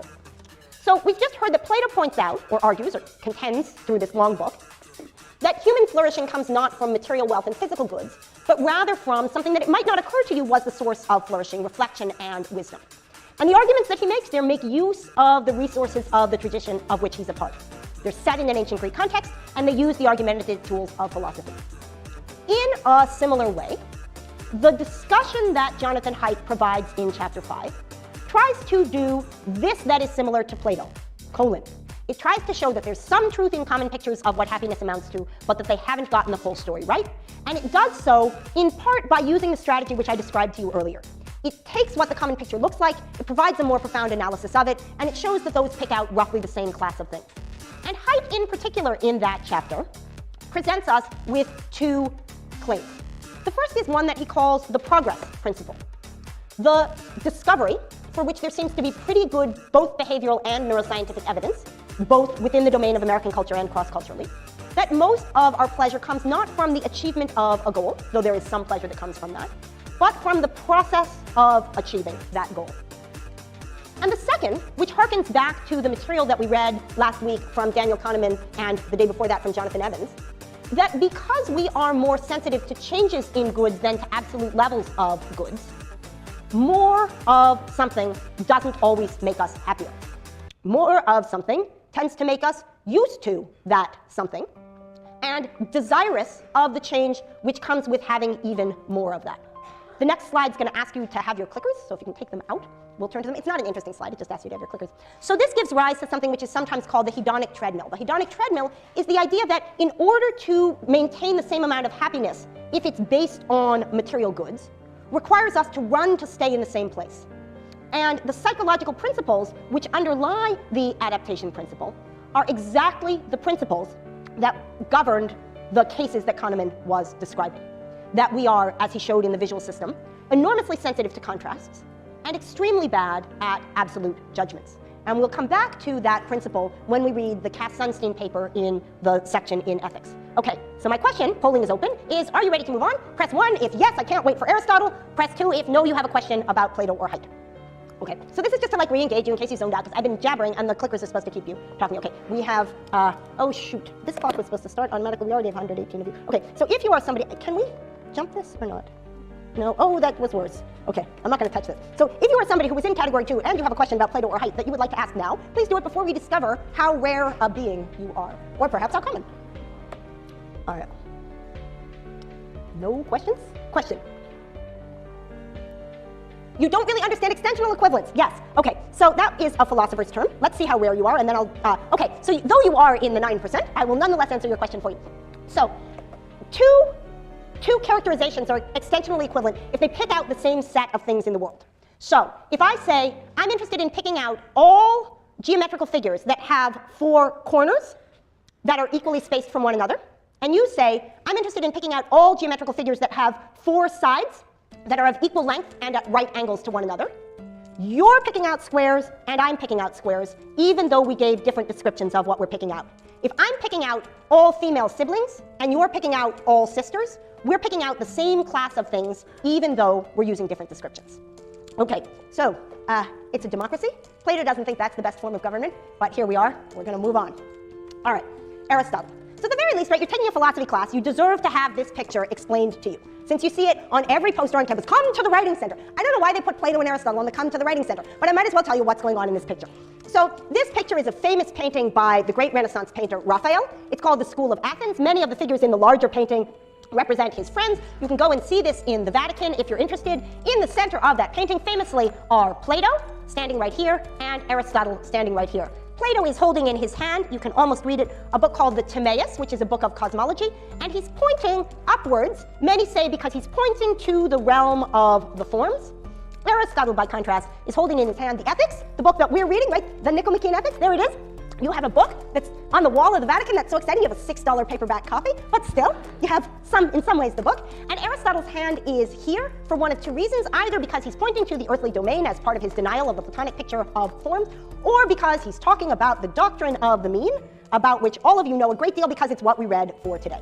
Okay, so next time you see this picture, at least you'll know who these 2 characters are, Plato and Aristotle. Aristotle, as you know, was a student of Plato's, and the text that we read for today is, to my mind, one of the most profound works of psychology written in the last 2,500 years. It is, however, miserably difficult to read, in part because though Aristotle wrote dialogues, most of those dialogues were lost. And what we have here are basically Aristotle's lecture notes. You notice that in one of the pages he says, and now we'll go and look at the chart. Right? He had like some papyrus version of these PowerPoint slides. I don't know if they were animated with like people who walked back and forth. But what we have here are notes of a kind that are rather difficult to read. So because this is in many ways my favorite book in the whole world, much of what's going to go on in the next slides is that I'm just going to give you some quotes from it and tell you what's going on in the text. So this is Aristotle's Ethics. If Plato was 30 seconds, this is going to take 60 or so. Let me tell you what's going on. So the discussion that we read starts at the beginning of Book 1 with an argument that's sometimes called the argument in favor of the summum bonum. You don't have to write it down, which is why I didn't put it on the slide. Sometimes called the highest good, that which is pursued for its own sake. And the argument here is basically what we might call a regress argument. Aristotle, it's like the intrinsic instrumental value argument that we heard in Plato. The idea is that every good, that is everything that you seek, is pursued either for itself or for the sake of something else. And if it's pursued for the sake of something else, it must bottom out or top up, summum bonum, the highest good. It must top up in something. And so the inquiry that we engage in when we do what Aristotle calls political science, which is not political science like in the poli-sci department, it's political science in the sense of the study of human beings as political, that is, social animals. So the study of ourselves as socially embedded creatures is the study of what is the highest good for the human. And the highest good for the human being, says Aristotle, is both in the minds of the common man, that is both in sort of what you would read in the equivalent of the mass media in ancient Greek, and in the mind of the educated, what was called eudaimonia, or flourishing, sometimes translated as happiness. That's what everybody is going for. So that's the beginning of the passages that we read from Book 1. There's the question, what's the thing that everybody's after? And the answer is, everybody's after the same thing. They're after happiness, flourishing, eudaimonia. So the next question is this, what sort of happiness? What is it that we mean when we set out to seek happiness? And here Aristotle runs through this inventory of answers that have been provided. And you'll notice, good student that he is of Plato's, that the taxonomy here is going to look pretty familiar. Is it the pleasures of gratification? That is the pleasures that Plato would call the pleasures of appetite? No, says Aristotle, and he gives some reasons for that. Is it the pleasures of honor? What Plato would call the pleasures of spirit? No, says Aristotle, and he gives some reasons for it. Is it then the pleasures of reflection? The things which come from reason? Yes, says Aristotle. And now he goes on to give some reasons for it, but the reasons that he gives for it look different from the reasons that Plato gave. Because Aristotle rejects Plato's idea of the form. Aristotle's not looking to a domain beyond to defend his view. He's looking to a domain within to defend his view. It's 11:17. I'm going to do one more slide, and then we'll finish up with Aristotle next lecture. So the question is, if you can't turn to the forms as your justification for reason, remember Plato had this explanation, why is reason so good? It lets you connect to a domain beyond yourselves. Aristotle can't give that answer. What then makes reason so good? Well, here's the argument. Every object in the world, he says, has a function. The function of a knife is to cut well. The function of a paperweight is to hold down papers. The function of a laser pointer is to direct attention towards a slide, and so on. And a good one of those things is one which does its function well.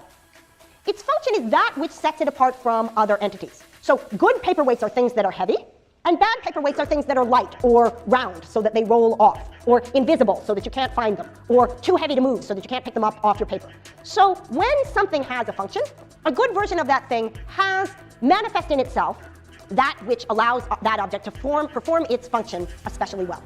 Well, what's the function of human beings? Well, to answer that question, we have to answer the question, what is special about human beings? What distinguishes us from plants, which take in nutrition, and from animals, which are capable of locomotion and feeling sensation? What distinguishes us from those beings is reason. So just as knives are great when they cut well, humans are great when they do that special human thing especially well when they reason well. Reason is, he writes at 1098, the special function of a human being.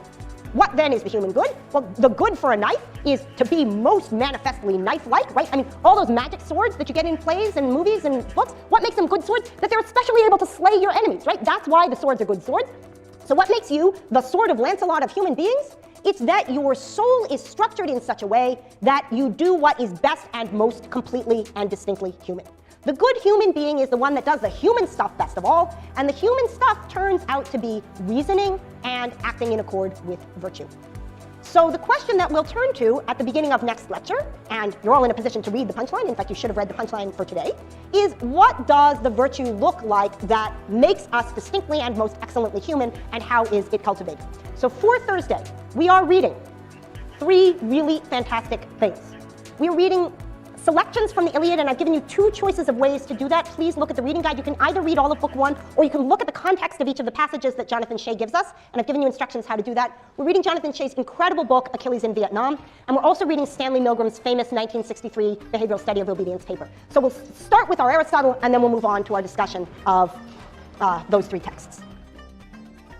So we have quite a bit to do in lecture today, but there are 2 main things that are going to happen. The first is that I need to finish up the discussion of Aristotle's views on happiness and harmony, and the second is that I want to introduce you to the topic of the disordered soul. And for the second part of the lecture, we'll be using our clickers, so you do want to make sure you have them out within the next, 8 minutes or so. So, as you may recall, what we were talking about in the last lecture was this ancient idea that there's a certain sort of thriving that's available to human beings, a certain sort of flourishing, a certain sort of what the Greeks called eudaimonia, available to people whose souls exhibit a certain kind of harmony.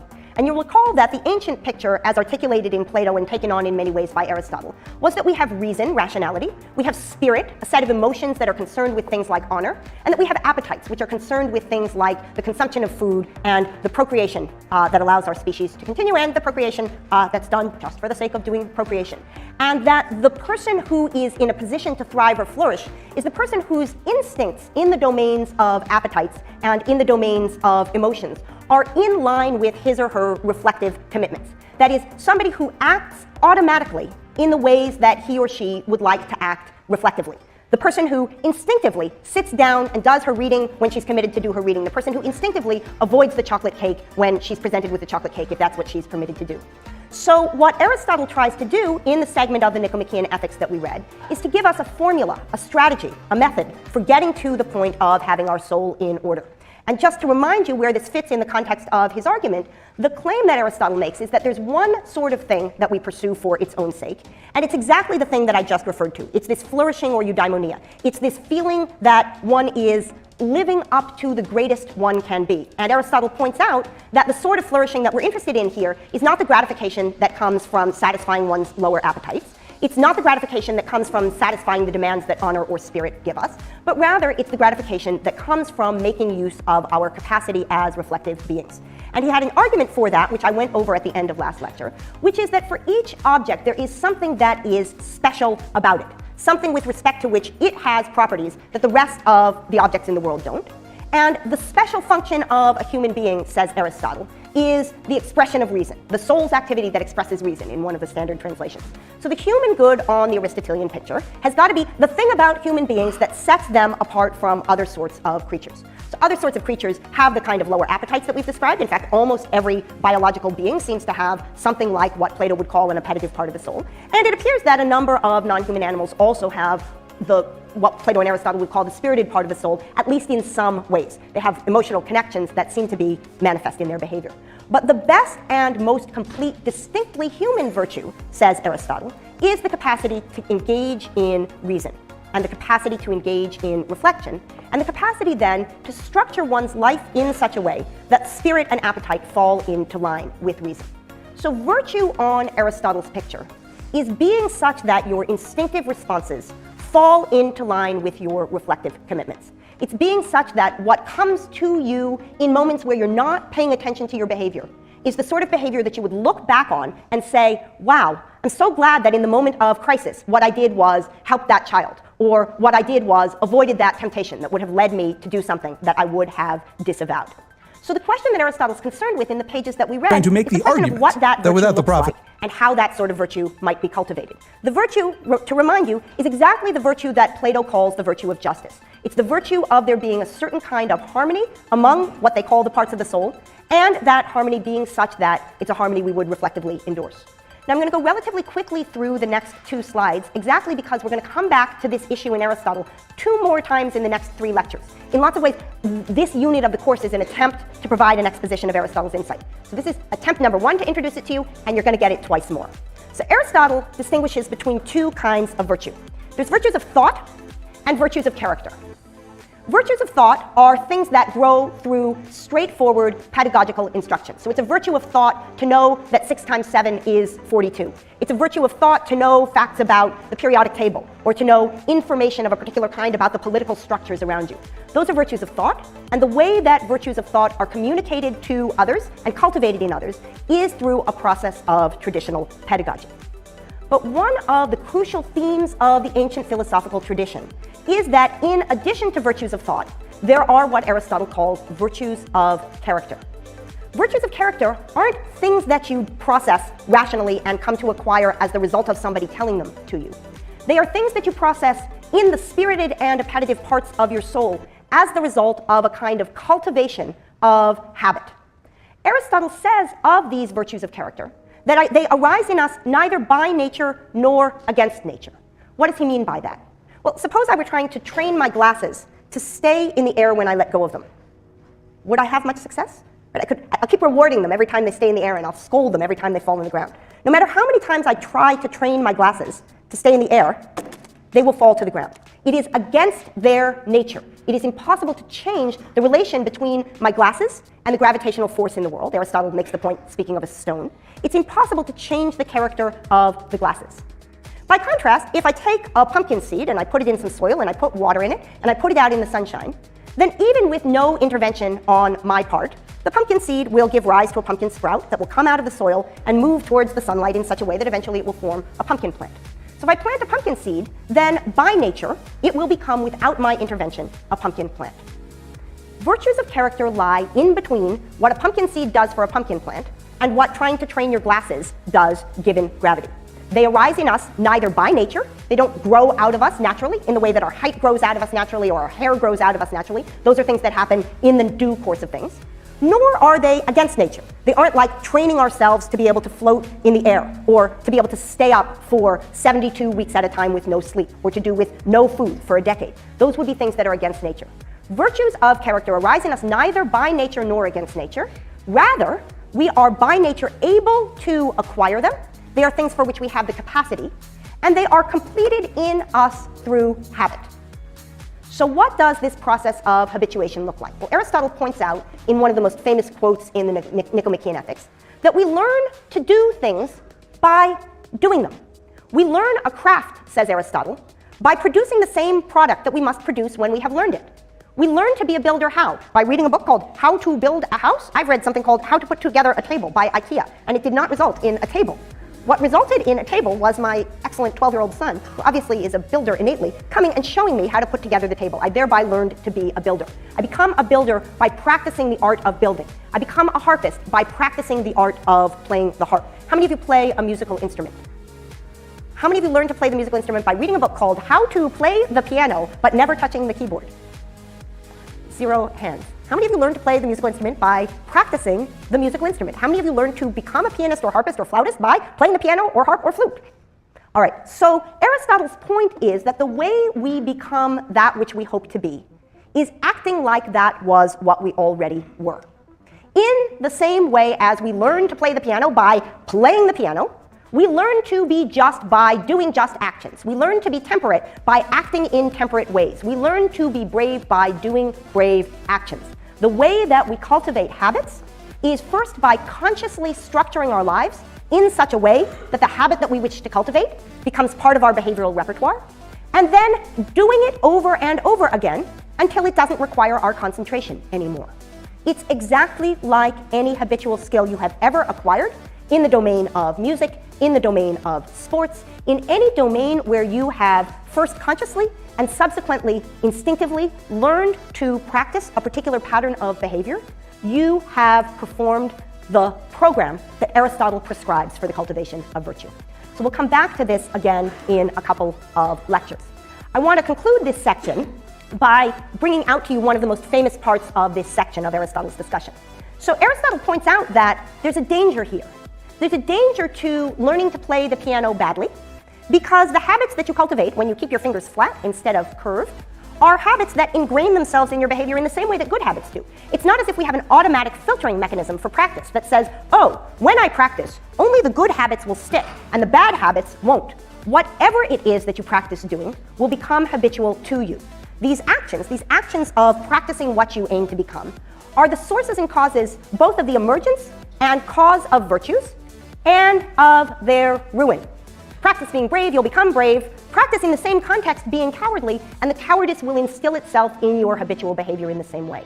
So says Aristotle, for each of these states, we need to attend to the fact that it is possible to do what we're aiming for, either too much or too little, and aim for what is famously called the Aristotelian middle way. The virtues of Aristotle, he says, tend to be ruined by excess and deficiency. So suppose you are confronted with a risky situation. There are two false extremes that you could be drawn towards. You could respond to it in a way that is cowardly, or you could respond to it in a way that is reckless. Between these extremes, says Aristotle, lies the virtue of bravery. Suppose you are presented with a social situation. You could respond to it with hostility. You could respond to it by being ingratiating. Between these, says Aristotle, lies the virtue of friendliness. Suppose you are confronted with a situation where something is being asked of you. You could be stingy. You could be ostentatious in what you give. Or you could be, in the wonderful translation that we have in the Irwin, magnificent, that which lies between stinginess and ostentatiousness. Suppose you are studying for the SAT, and you're confronted with a situation where you can be either pusillanimous or vain. What would fall between them? Between them falls the virtue of magnanimity. Suppose you're confronted with a situation where the possibility is to be either self-deprecating or boastful. Neither is what's called for. What's called for is a truthfulness that lies between them. Suppose you're presented with a joke. You can be either dour or buffoonish, or instead you can be witty. You might be quarrelsome. You might be ingratiating again, or between them you might be friendly. There I have that twice. The general principle here is that there are, with respect to each of the Aristotelian virtues, two extremes, an extreme of deficiency and an extreme of excess. And between them lies what is famously called the Aristotelian mean. So you remember when I showed you that famous Raphael painting from the wall of the School of Athens, where Plato is pointing to the sky, referring to the forms, and Aristotle's hand is in the middle of his body, facing flat. And I said to you there's two ways that that has been interpreted. One is with respect to Aristotle's rejection of Plato's idea of the forms. And the second I said is that it's sometimes read as a sort of embodied articulation of Aristotle's idea of the mean. So here, for your pleasure, is Aristotle's idea of the mean. Again, we'll come back to this in 2 lectures. Let me close this section by quoting for you Aristotle's picture of the virtuous circle of habit formation. And right after this is when we're going to need our clickers. So if you don't have them out yet, you should take them out now. Abstaining from pleasures, says Aristotle, makes us become temperate. And once we have become temperate, we're more capable of abstaining from pleasures. It is similar with bravery. Habituation in standing firm in frightening situations makes us become brave, and once we have become brave, we are more capable of standing firm. There is a circle to this kind of practiced behavior. And what we will read 3 classes from now is a contemporary articulation of this idea in the form of something called cognitive behavioral therapy. Okay, so that closes what we were taking from last week's lecture. And what I want to open with and cover in the last 25 minutes or so that we have is the topic for today. So let me just give you the punchline right now. The punchline is this. You remember from the opening pages of Book 2 of Plato's Republic that the character Glaucon poses a challenge to Plato's character Socrates in the form of the claim that behaving justly, behaving in accord with one's reflective commitments, behaving in accord with the norms of morality, is something that we do only for instrumental reasons.